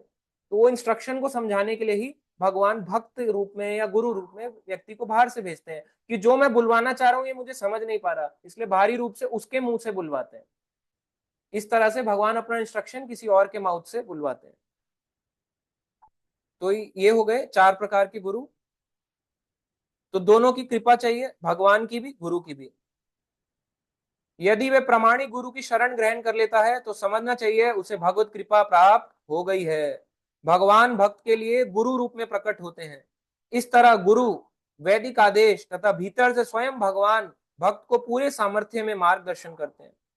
मार्गदर्शन चलता रहेगा कैसे, गुरु वैदिक आदेश यानी शास्त्र, और भीतर से परमात्मा रूप में भगवान पूरा सामर्थ्य से मार्गदर्शन करते हैं। इससे भक्त के भौतिक मोह की माया में पुनः गिरने की आवश्यक संभावना नहीं रहती, वो दोबारा नहीं गिरेगा जो इस रूप से आगे बढ़ेगा। अब ये लास्ट पैराग्राफ है। भगवान के यश का श्रवण तथा कीर्तन स्वयं ही एक पुण्य कार्य है। ये बहुत बड़ा पुण्य कार्य है। भगवान का यश यानी भगवान की लीलाओं को सुनना, कितना भगवान फेम है, क्या क्या लीलाएं हैं, उसका श्रवण करना, और कीर्तन यानी उसको बोलना, स्वयं ही एक पुण्य कार्य है। भगवान चाहते हैं कि प्रत्येक व्यक्ति श्रवण तथा कीर्तन करे। प्रभुपाद जी कह रहे हैं भगवान आपसे चाहते हैं प्रत्येक व्यक्ति सुने भगवान के बारे में, और भगवान के बारे में बोले भी, क्योंकि वे समस्त जीवों के हितैषी हैं। भगवान के यश के श्रवण तथा कीर्तन से मनुष्य समस्त अवांछित वस्तुओं से शुद्ध हो जाता है, और तब ईश्वर के प्रति उसकी भक्ति स्थिर हो जाती है।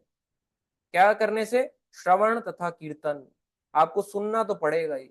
अगर आप चाहते हो कि मेरे भौतिक बंधन कट जाएं, माया से मैं ऊपर उठ जाऊं, सुनना तो पड़ेगा, विदाउट सुने नहीं चलेगा। जो भी व्यक्ति, अगर आप कहोगे कि प्रभु जी ऐसे भी क्या भक्त, तो पहले के हम समझ देखते थे, परीक्षित महाराज थे, केवल 7 दिन 7 रात सुना और उनको महाभागवत का टाइटल दे दिया, उनको दे दिया श्रवण का आचार्य बना दिया, कि उन्होंने 7 दिन 7 रात सुनी, उनका कल्याण हो गया। पहले तो आप देखो, उनकी थोड़ी सी हिस्ट्री में जाओ। परीक्षित थे अभिमन्यु के पुत्र, अभिमन्यु थे अर्जुन के पुत्र। कौन से वंशज में थे, पांडवों के। पांडव कौन थे, भगवान के शुद्ध भक्त, पांचों पांडव उनके वंशज में है।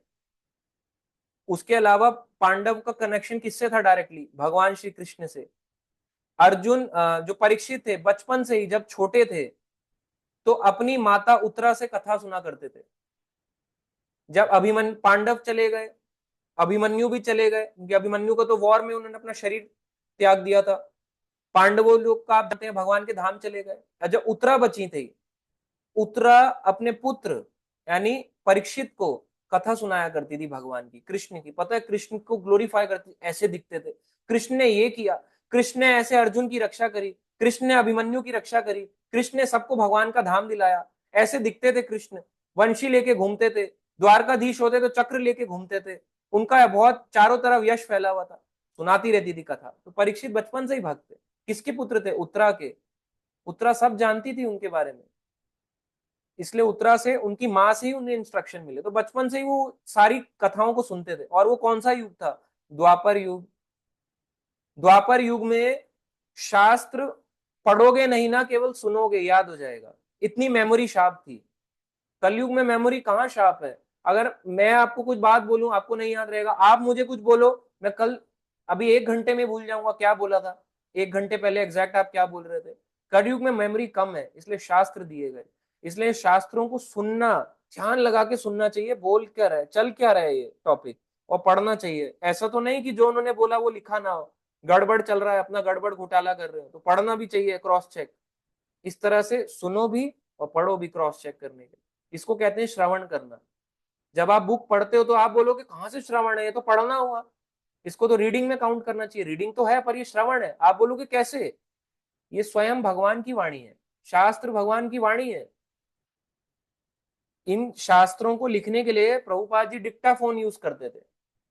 प्रभुपाद जी की वाणी है ये, आप सोच रहे हो, उनके एक्सटेसी है, उन्होंने बोला, आप इसको पढ़ रहे हो तो आप प्रभुपाद जी को सुन रहे हो, इसको पढ़ के क्या बोला, क्या लिखा है, ये भी श्रवण में काउंट होता है। और कीर्तन, जब आपका श्रवण पक्का है, हियरिंग और रीडिंग अच्छी है, तब आपका कीर्तन, आपके मुंह से चैंटिंग अच्छी होगी, आप जो बोलोगे आपको आनंद आएगा, वाह आनंद आ गया चैंटिंग करने में। हरे कृष्णा का कीर्तन करोगे, भाव होगा उसके अंदर, अलग भाव होगा, चाहे व्यक्ति को मजा ना आए, आपको आनंद आएगा। आपके आनंद को देख के व्यक्ति को आनंद आता है।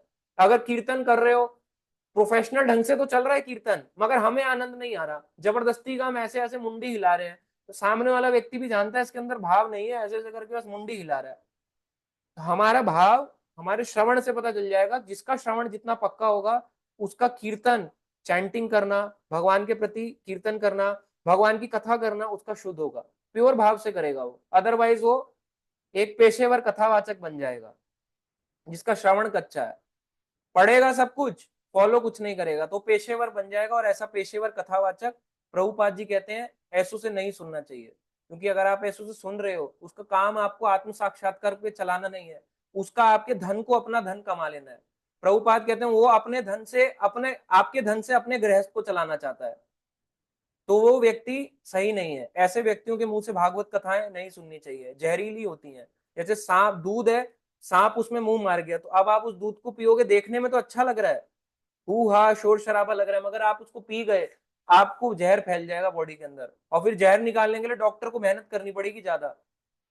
इसलिए जहरीली कथाएं नहीं सुननी चाहिए, यानी ऐसे पेशेवर की कथा नहीं सुननी चाहिए। और वो हो सकता है आप, क्योंकि प्रभु जी के इस्कॉन में भी होता है पेशेवर कथावाचक, बिल्कुल है, 101% है।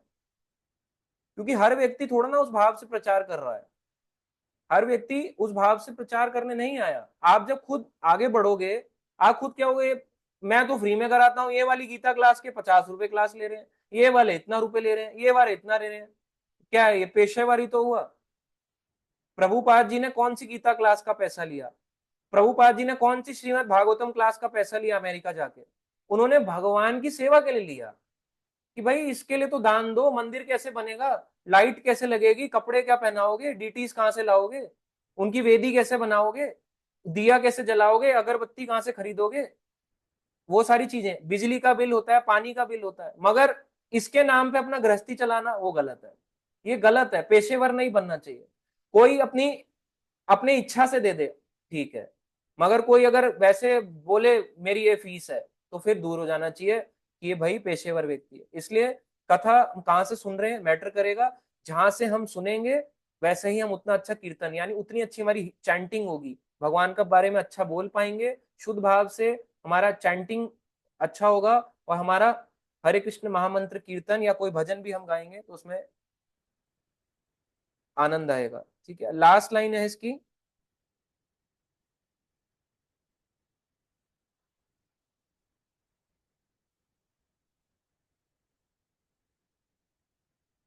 ज्यो ज्यो सारे संशय घटते जाते हैं, त्यों त्यों वह शुद्ध भक्त बनता जाता है।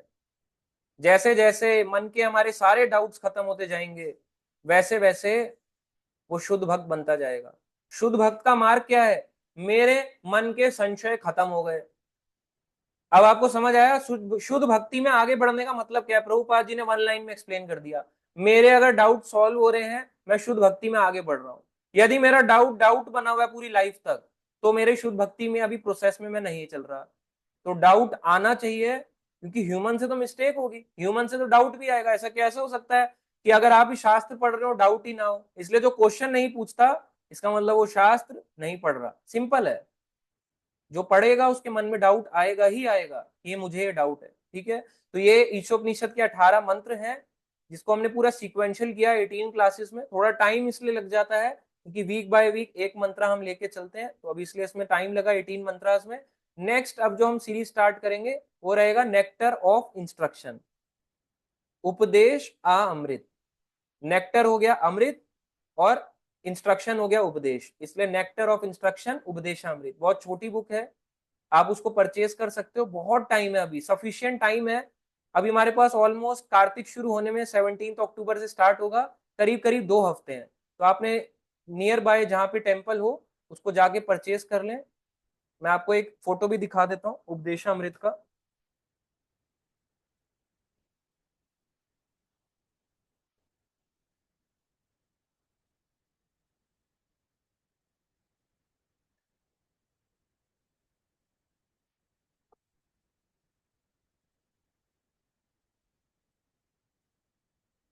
ठीक है, मैं आपको शो करता हूँ गूगल के थ्रू।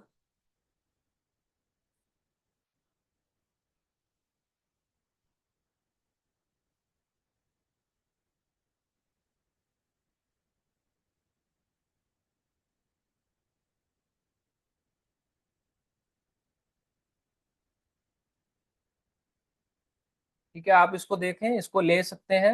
ये बहुत अच्छी बुक है। ये ईशोपनिषद से भी ज्यादा आसान है, सच्चाई बताऊं तो इसको जनरली भक्त पढ़ते नहीं है, पर ये ईशोपनिषद से भी आसान है। ईशोपनिषद भी थोड़ा कंफ्यूजिंग हो जाता है, आसान है वो थोड़ा हो जाता है कंफ्यूजिंग, मगर ये बहुत इजी है। ये इसका इंग्लिश वर्जन है,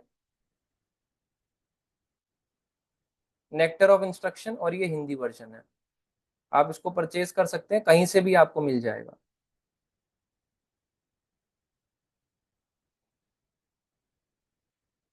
इस तरह से है उपदेशामृत, नेक्टर ऑफ इंस्ट्रक्शन, और ये हिंदी में है। तो आप इसको परचेज कर सकते हैं, कहीं से भी अवेलेबल हो जाती है। ये बुक है पूरी उपदेशामृत की, इसको आप बाय कर सकते हो। इस तरह से ये गोस्वामी हैं रूप सनातन, इस तरह से उपदेश हैं, 11 उपदेश इसमें दिए गए हैं। तो आप इसको परचेज कर लें, 40 या 50 रुपए की छोटी सी बुक है।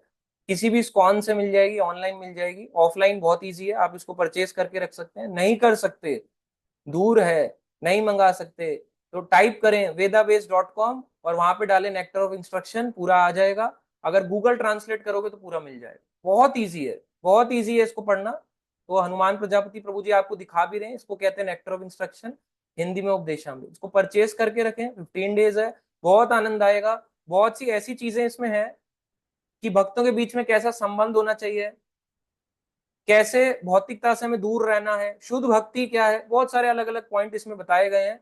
सब इसको एक्सप्लेन करते हुए श्लोक बाय श्लोक हम आगे बढ़ेंगे। ठीक है, इसको करते हैं, बाकी मैं इसका फोटो ग्रुप में भेज दूंगा, कोई भक्त भी भेज सकते हैं इसको हिंदी इंग्लिश में। और अभी आज के लेते हैं क्वेश्चंस, जिस जिसके भक्त के क्वेश्चन है उनको हम लेंगे।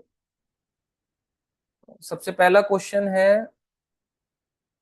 अरुणांशु प्रभु जी का। ठीक है, तो ये मतलब मेरा थोड़ा ये मतलब लेक्चर रिलेटेड क्वेश्चन नहीं है, पर्सनल क्वेश्चन है। हाँ जी पूछें प्रभु जी।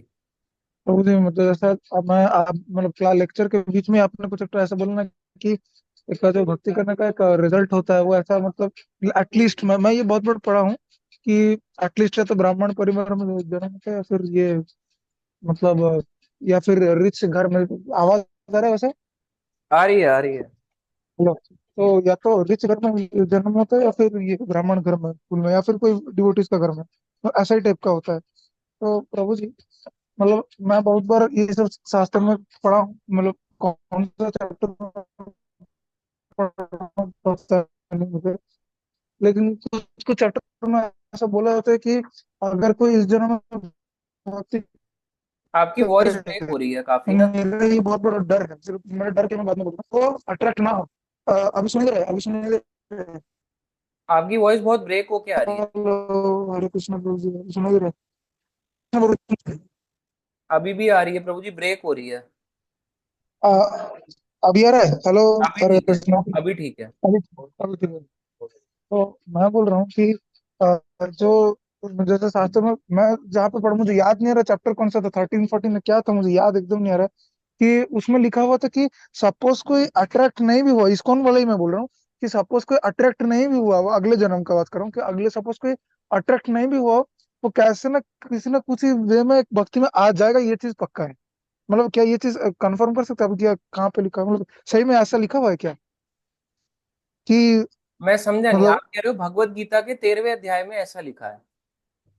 शायद 13वां ना 14वां, तो मुझे याद नहीं आ रहा मैं कौन सा कहाँ पे पढ़ ये दिया तो था मैं थोड़ा। अट्रैक्ट नहीं होता, मैं समझा नहीं, अट्रैक्ट आप दोबारा बोलो। मतलब इस अगर सब जो फेल्ड ट्रांसेंडेंटलिस्ट है, जो फेल्ड अध्यात्म, जैसे कोई इस जन्म में भक्ति में फेल हो जाता है, पूरा हाँ भक्ति कंप्लीट नहीं करता है, तो उसे अगला हाँ जन्म, जैसे आप बोले कि उसको चांस भगवान देते हैं, या उसको चांस मिलता है या तो रिच गरीब के घर में या फिर डिवोटी के घर में।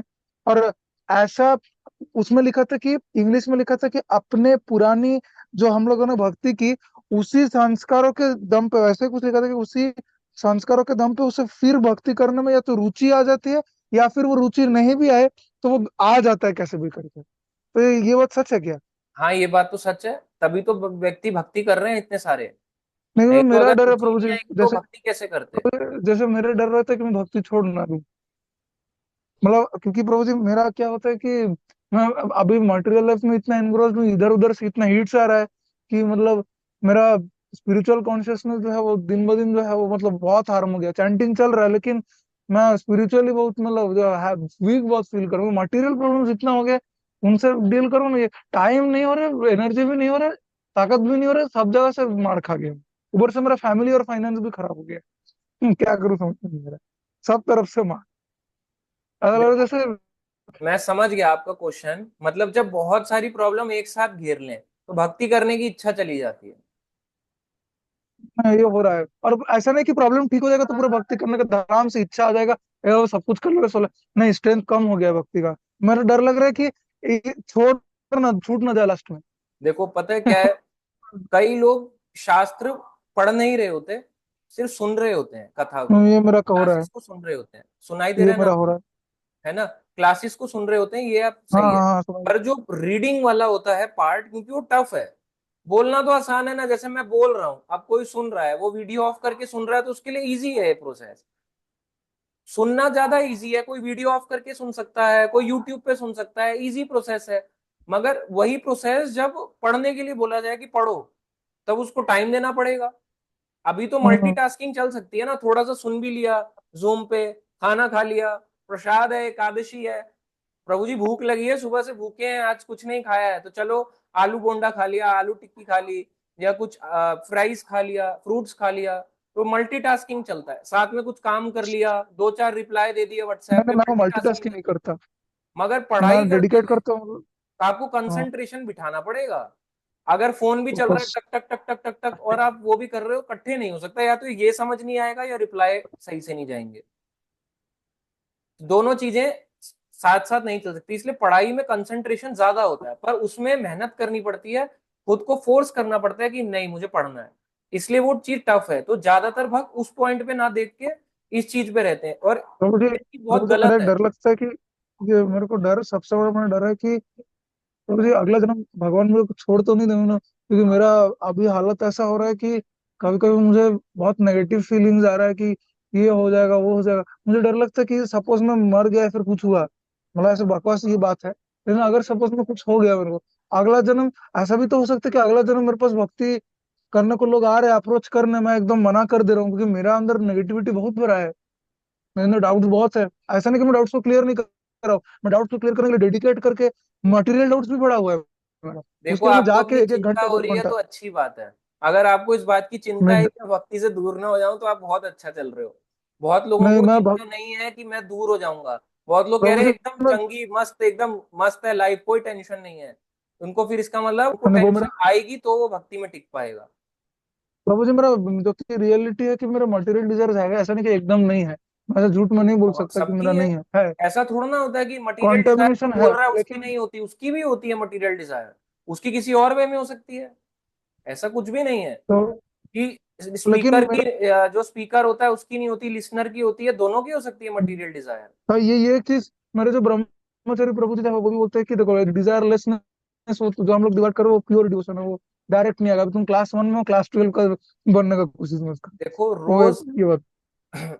ये मेरी पर्सनल सलाह है कि भक्त को ना, अगर उसको लगता है कि रोज कथा सुनूं या रोज रीडिंग करूं, तो मेरे अकॉर्डिंगली, अगर अगर मैं आपको एक अपना पर्सनल व्यू पॉइंट दे रहा हूं, ये सबके लिए नहीं है, अपना पर्सनल। अगर आप रोज किसी को सुनोगे, देखो सुन तो आप सकते हो, एक स्पीकर रोज तो नहीं मिलेगा, तो आप रोज डिफरेंट स्पीकर सुनोगे, डिफरेंट टॉपिक सुनोगे, कवर बहुत कुछ हो जाएगा, समझ भी इजीली आ जाएगा, क्योंकि आप उनको सुन रहे हो, मेहनत हमारी नहीं लग रही, वो इजी वे में आपको समझा के चले जाएंगे, आपका दो चार क्वेश्चन हुआ, आपने सॉल्व करा, ठीक है। अब आता है कि एक टॉपिक को गहराई में उतरना है। गहराई पता चलती है पढ़ने से, जब हम खुद उसमें घुसेंगे पढ़ेंगे तो हमारे को डिटेलिंग पता चलेगी ऐसे क्यों लिखा है। अब भागवतम जैसे मैं आपको बताऊं, और देखने में कैसे लग रही है, ऐसे हैं 18 बुक्स हैं, इसमें ये वाली कहानी, इसमें ये वाली कथा, इसमें कृष्ण कथा, इसमें 9th कैंटो में राम कथा, 4th कैंटो में पृथु महाराज की कथा, 3rd में वराह वराह भगवान की कथा, सेकंड वाले में सृष्टि रचना की कथा, पहले वाले में ये वाली कथा, ऐसे करके आप बहुत जल्दी खत्म कर दोगे अगर इस तरह से, मगर जब घुसोगे तो टाइम लगेगा। तो वैसे ही जब आप उनको पढ़ोगे, जैसे एक एक पॉइंट में रियलाइजेशन थोड़ा आ रहा कम है, करके एक एक पॉइंट पढ़ना में। चाहिए। हम्म, तो ये भी ठीक है, हियरिंग मैं में ही मतलब काउंट होता रीडिंग है, रीडिंग इंक्रीज पार्ट करूंगा। भी हियरिंग में ही काउंट होता है। तो ऐसे प्रभु जी मैं अपना फेथ कैसे बढ़ाऊं कि भगवान जैसे पूरा करते हैं, बोला हेल्प करेंगे, क्योंकि मैं पढ़ तो रहा हूँ लेकिन मेरा फेथ डेवलप नहीं हो रहा मेरा। जो है ना वो स्पेकुलेशन बहुत बढ़ जा रहा है कि ना ना ऐसा कुछ नहीं, ये लिखा है बस, ऐसा टाइप का देखो क्यों आ जा ये रहा है बीच आपके मन की सोच है, इसका इलाज है नहीं, क्योंकि ऐसा अगर आपका फेथ नहीं होता तो कोई किसी में हिम्मत, देखो में। आपने फेथ एक है, घंटे फेथ अपना है डेढ़ प्रभु जी, घंटे कैसा है। निकाल के क्लास को सुना, ऐसा हाँ तो पूरा नहीं बोल पूरा सकते कि मेरा फेथ नहीं है। फेथ पूरा है, लेकिन क्या है फेथ कि है। मतलब डाउट करने लग तो तेरे साथ ऐसा हुआ है क्या, तेरे साथ ऐसा हुआ है तो तू क्यों इतना सोच रहा है, मतलब मेरा दिमाग ऐसा तो बोलता है, मेरे पास जवाब नहीं रहता। देखो बात हमें तो सही ज्यादा बोल नहीं रहा है। सोचना चाहिए, आप भक्ति अच्छे से कर रहे हो, इतना मत सोचो। ओवर थिंकिंग का इलाज भक्ति है, अपने आप को भक्ति में लगाओ और अच्छे से। और जो ज्यादा चीजें ओवर थिंक हो रही है उसको ओवरकम करने में भी टाइम लगेगा, आपने पहले उस चीज को ओवर कर दिया, अब उसको ओवर भी तो, और अब आपको भक्ति भी तो ओवर करनी पड़ेगी। थिंकिंग को ओवर कर दिया तो ओवर थिंकिंग हो गई, अब भक्ति भी ओवर करो। ओवर मतलब खत्म नहीं करनी, भक्ति को बढ़ाओ, अब भक्ति ओवर बढ़ाओगे हाँ, तो, समझ रहा भक्ति बढ़ाओगे तो वो हूँ चीज समझ रहा कम हूँ। होगी। ठीक है प्रभु जी, लगे हरे रहो कृष्ण। मार्ग में, फेथ है आप में, ऐसा नहीं है जो आप क्वेश्चन कर रहे हो। वो फेथ खत्म ना क्वेश्चन हो जाए वो, फेथ मेरा है, जो उम्मीद है, मेरा फेथ है, वो फेथ खत्म हो पूरा गया है, तो सब बस वो खत्म। प्रॉब्लम्स आने पे हिल जाता है कभी कभी। हाँ, बहुत हिल चुका है प्रभु जी, अंदर से हिल चुका है बस। मेरा जैसे आप बोले ना भगवान मोटिवेशन देते हैं, मुझे नहीं पता मेरे अंदर मोटिवेशन कहाँ से आता है, बस आ जाता है कहीं ना कहीं से। नहीं आप अच्छे से कर रहे हो, ठीक है, आप ऐसे लगे रहो। नेक्स्ट क्वेश्चन लेते हैं, ठीक है प्रभु जी। हरे कृष्णा। कि एटलीस्ट 6 माला 7 माला करना ही है, एवरी डे करना चाहिए, इच्छा हो नहीं। ठीक है प्रभु जी, ठीक है, हरे कृष्णा प्रभु जी, ठीक है, सावित्री नेगी माता जी। हरे कृष्णा प्रभु जी, दंडवत प्रणाम। प्रभु जी आप बता रहे थे ना कि हमें चरण नहीं छूने चाहिए। तो क्या जो हमारे बड़े बुजुर्ग होते हैं या हमारे नाना ताऊ, ये सब सास ससुर, इनके पैर भी नहीं छूने चाहिए क्या? हरे हाँ इसमें माता जी पूछ रही हैं, देखो कि पैर तो छूने पड़ते हैं रिलेटिव्स के, क्या करें, नहीं छुएंगे तो बुरा मान जाएंगे, और अगर हम प्रणाम करेंगे तो उनको इज्जत नहीं लगेगी, तो फिर क्या करें। अब आता है, अब हमारे को थोड़ा सा मिडल पाथ लेना पड़ेगा इसमें। ये ऐसा नहीं है, अगर या तो बहुत स्ट्रिक्टली पालन करोगे, नहीं नहीं मैं प्रणाम ही मारूंगा, आपकी ऐसी की तैसी, मैं अपने वांछा कल्पतरु ऐसा ही बोलूंगा, मैं कट्टर हूं, तब तो ठीक है कि हाँ भाई हम अपने उस पे हैं। मगर अगर पैर इंसिस्ट हो जाते हैं, कोई हमारे पैर छुएगा, नहीं जी आप हमारे फूफा लगते हो, पैर छू के रहूंगा, तो फिर प्रभुपाद जी कहते हैं कोई जबरदस्ती आपके पैर छुए, आपको किसी के पैर छूने पड़े, तो आप उनके इस तरह से छुओ कि मैं इनके हृदय में परमात्मा यानी भगवान को देख रहा हूं, तो मैं भगवान के पैर छू रहा हूं। और अगर कोई आपके पैर छुए तो फिर हमारे को याद करना चाहिए कि हम जो है, हम इस लायक नहीं है, हम अपने इसको अभी भी ये प्रभुपाद जी को या हमारे गुरुदेव हैं उनको देते हैं, उनके लोग पैर छू रहे हैं, तो मन में स्मरण करना चाहिए कि मैं इस लायक नहीं हूँ, कृपा करने वाले वो हैं, वो उनका स्मरण करेंगे, गुरु प्रभुपाद का करेंगे, प्रभुपाद अपने गुरु, फिर गुरु गुरु गुरु गुरु करते हुए सब कृष्ण तक पहुंच जाएंगे, तो ये एक राइट वे है। ऐसे कर सकते हैं, अगर कोई इंसिस्ट करता है कि नहीं भी छूना ही छूना है, तो इस तरह से कर सकते हैं कि हम भगवान के अंदर भगवान के दर्शन मात्र कर रहे हैं कि इनके अंदर भगवान है परमात्मा रूप में। हरे कृष्णा। प्रभु जी हम डायरेक्ट कृष्णा जी को याद नहीं कर सकते कि हम उनको उनको प्रणाम कर रहे हैं, या कृष्ण श्री को राधा छू जी को सकते हैं, प्रणाम ऐसा कुछ नहीं है, छू सकते हैं ऐसा कुछ नहीं है, पर जनरली प्रणाम किया जाता है वैष्णव में। छूते कर इसलिए नहीं है कि कृष्ण को छूने से पहले हाथ धोने जरूरी है, और हर बारी हाथ धुले नहीं होते, आचमन जी। करा नहीं होता, कई बारी हम ऐसी गंदे होते हैं हाथ, इतना बाहर से आते हैं, नहीं क्लीन कर पाते, तो प्रणाम दूर से होता है। तो क्योंकि भगवान की सेवा में क्लीनलीनेस जरूरी है, तो क्लीन नहीं होंगे तो प्रणाम भी कर दोगे तो भगवान उससे भी खुश हो जाते हैं। जी, धन्यवाद आपका। हरे कृष्ण। हरे कृष्णा माता जी। बाकी अर्नांशु प्रभु जी, आप कुछ पर्सनल जो है वो पूछ सकते हो।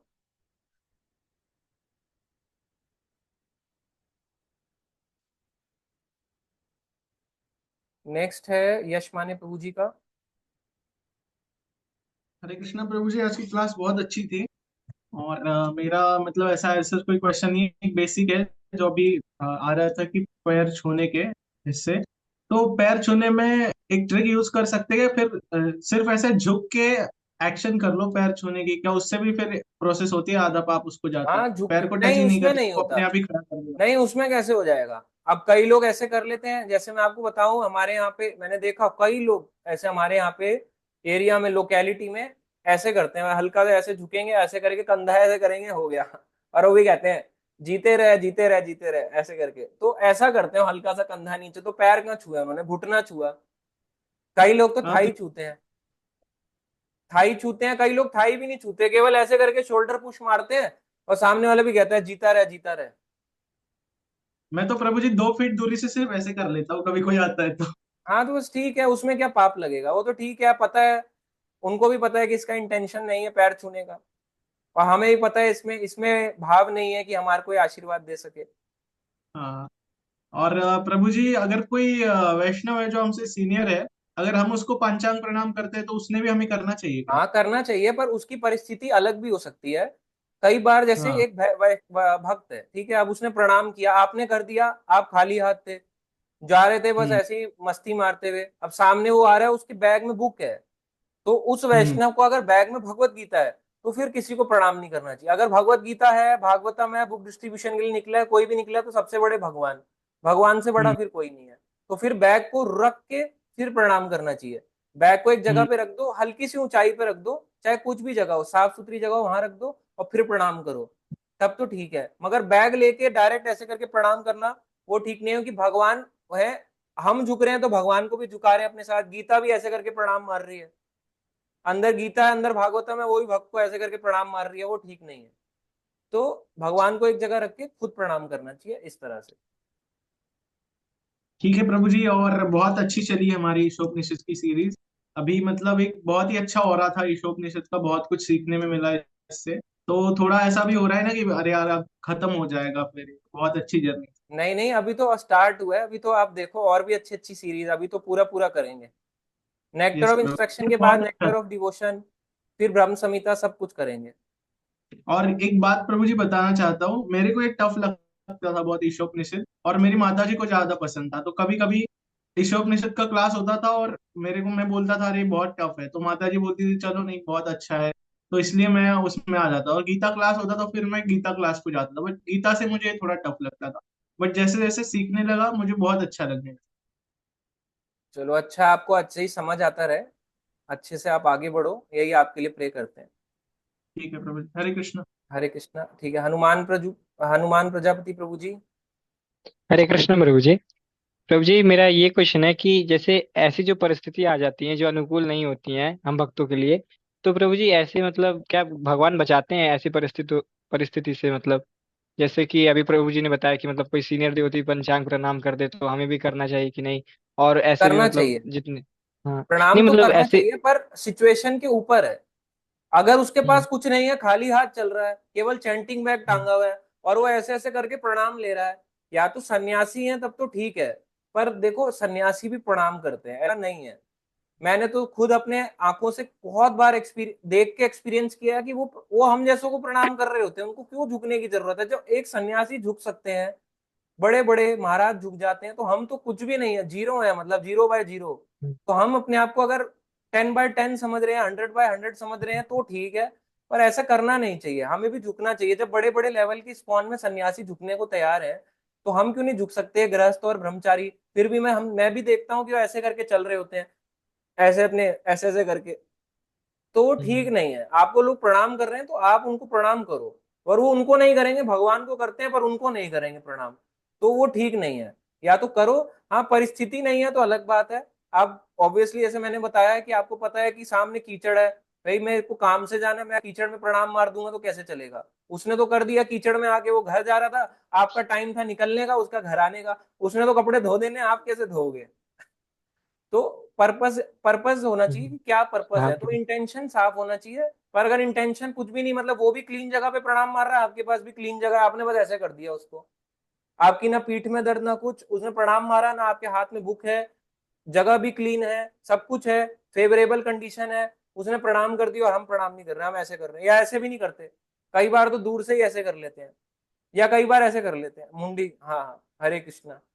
तो वो ठीक नहीं है, करना चाहिए जनरली इस तरह से, भाव सही होता है, क्योंकि हम करेंगे, उनको रिस्पेक्ट देंगे, उनको भी लगेगा वाह यार मेरे को इतना बड़ा व्यक्ति रिस्पेक्ट दे रहा है। जी प्रभु जी। तो प्रभु जी तो ऐसी परिस्थितियों से मतलब भगवान हमें बचाते हैं क्या, मतलब हाँ जैसे बचाते हैं कि अगर हम क्यों। लोग अच्छी साधना करें तो। हाँ हाँ बचाते हैं, क्यों नहीं बचाएंगे, ठीक है फिर प्रभु जी। इतना सारा हम ईशोपनिषद पढ़े क्यों रहे हैं। बचा, यही तो लिखा है उसमें, भगवान हाँ अपने प्रभु भक्त जी। की रक्षा करते हैं। ठीक है प्रभु जी, ठीक है प्रभु जी, यही क्वेश्चन था। बाकी प्रभु जी क्लास बहुत ही अच्छी थी। ये थैंक मतलब मैं फिर से ये देखूंगा पूरा सीरीज, मैंने क्योंकि ज्वाइन किया था मंत्रा, 11 या 12 चल रहा था, फिर मैं फिर से ये देखूंगा प्रभु जी। हरे कृष्ण प्रभु जी। थैंक यू प्रभु जी, thank you, Hare Krishna. Next question है चैट बॉक्स से। प्रभु जी अगर वैष्णव का कोई लेग हमारे से टच हो जाए तो क्या करना चाहिए, हनुमान प्रजापति का क्वेश्चन। अगर जब गलती से टच हो जाए तो उनके कंधे पे हाथ रख के हरे कृष्णा, अगर माता जी हो तो उनके हाथ ना रख के ऐसे करके हरे कृष्णा, अगर माता जी का एक दूसरे टच हो जाए तो ऐसे करके हरे कृष्णा, ऐसे करना चाहिए। नेक्स्ट अंकिता निधि माता जी के बहुत सारे क्वेश्चन है मल्टीपल, पर अभी गुरु यहाँ पे नहीं है। हनुमान प्रजापति प्रभु जी क्या भक्तों को भी दंडवत प्रणाम कर सकते हैं, ऐसे पंचांग प्रणाम, पंचांग करना चाहिए और सन्यासी इसको दंडवत करते हैं।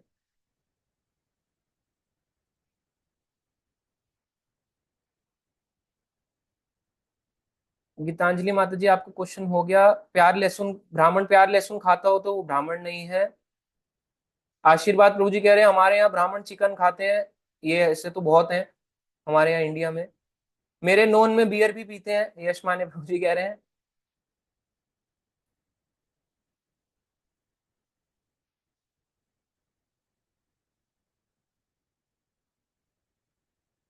अरुणांशु प्रभु जी मैं तो पूरा असुर हूँ, प्यार लहसुन खाना पड़ रहा है, मेरा परिवार मछली बहुत खाता है, तो वो कंडीशन है क्योंकि आप हॉस्टल में रहते हो तो मजबूरी में आपको ये सब खाना पड़ रहा है, पर इंटेंशनली नहीं खा रहे हो। Prashant Kushwaha same here, I am also demon, ऐसा नहीं है, परिस्थिति धीरे धीरे ठीक हो जाएगी। क्वेश्चन नेक्स्ट है, तो जी वॉइस क्लियर नहीं आ रही, नेट इश्यूज है क्या, no voice is there, clear है। प्रद्युम्न प्रभु जी मैं 13 साल का हूँ, तो देखो 13 साल में भी भक्ति कर सकते हैं, प्रद्युम्न प्रभु जी हैं हमारे साथ में, 13 साल के हैं, स्टूडेंट हैं, स्कूल स्टूडेंट, तो अब वो भी भक्ति कर सकते हैं। तो देखो 7th 8th क्लास के भी स्टूडेंट्स भक्ति कर रहे हैं। मैं भक्त मेरे पापा की वजह से बना क्योंकि वो भी भक्त हैं, हरि बोल, बहुत अच्छा है, तो पेरेंट्स से भी भक्ति आती है। अरुणांशु प्रभु जी हरि नाम यज्ञ से महान कोई यज्ञ भी है भी नहीं, सबसे महान हरि नाम यज्ञ, इससे ऊंचा कोई यज्ञ नहीं बताया गया, क्योंकि कोई भी इस यज्ञ को कर सकता है। नेक्स्ट मैं मुंबई से हूं, प्रद्युम्न प्रभु जी कह रहे हैं।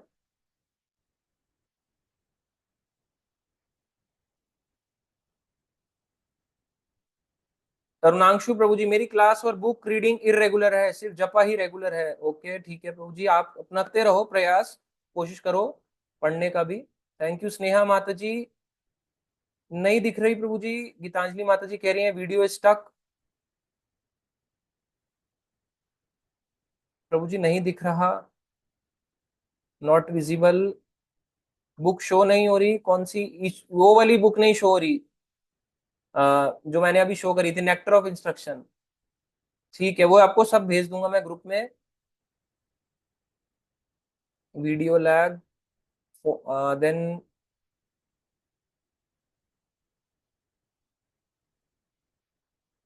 ठीक है, थैंक यू आशीर्वाद बेहरा प्रभु जी, थैंक यू मधुर माता जी, थैंक यू गीतांजलि माता जी, थैंक यू प्रीति शर्मा माता जी, थैंक यू हनुमान प्रभु जी, थैंक यू अनिला माता जी, थैंक यू अलका अग्रवाल माता जी। Daily hearing is a must by pure Vaishnav like Prabhupada, Rajani माता जी कह रही है, करेक्ट माता जी।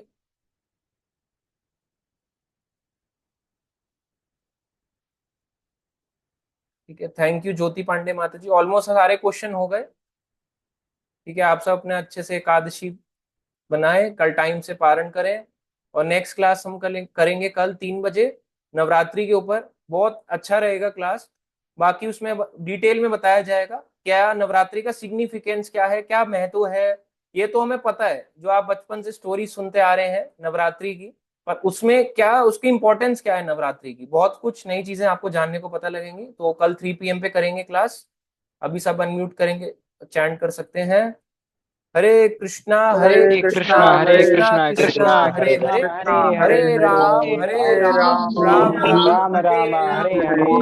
हरे हरे। हरे हरे ठीक है, हरे शीला प्रभुपाद की जय, गौर भक्त जय वृंद की जय, राधा जय गोविंद की जय, श्री जय गौर निताई की जय, जय गौर जय। प्रेमानंदे। हरि हरि हरि बोल। हरि बोल। ईशो निषद सीरीज की जय।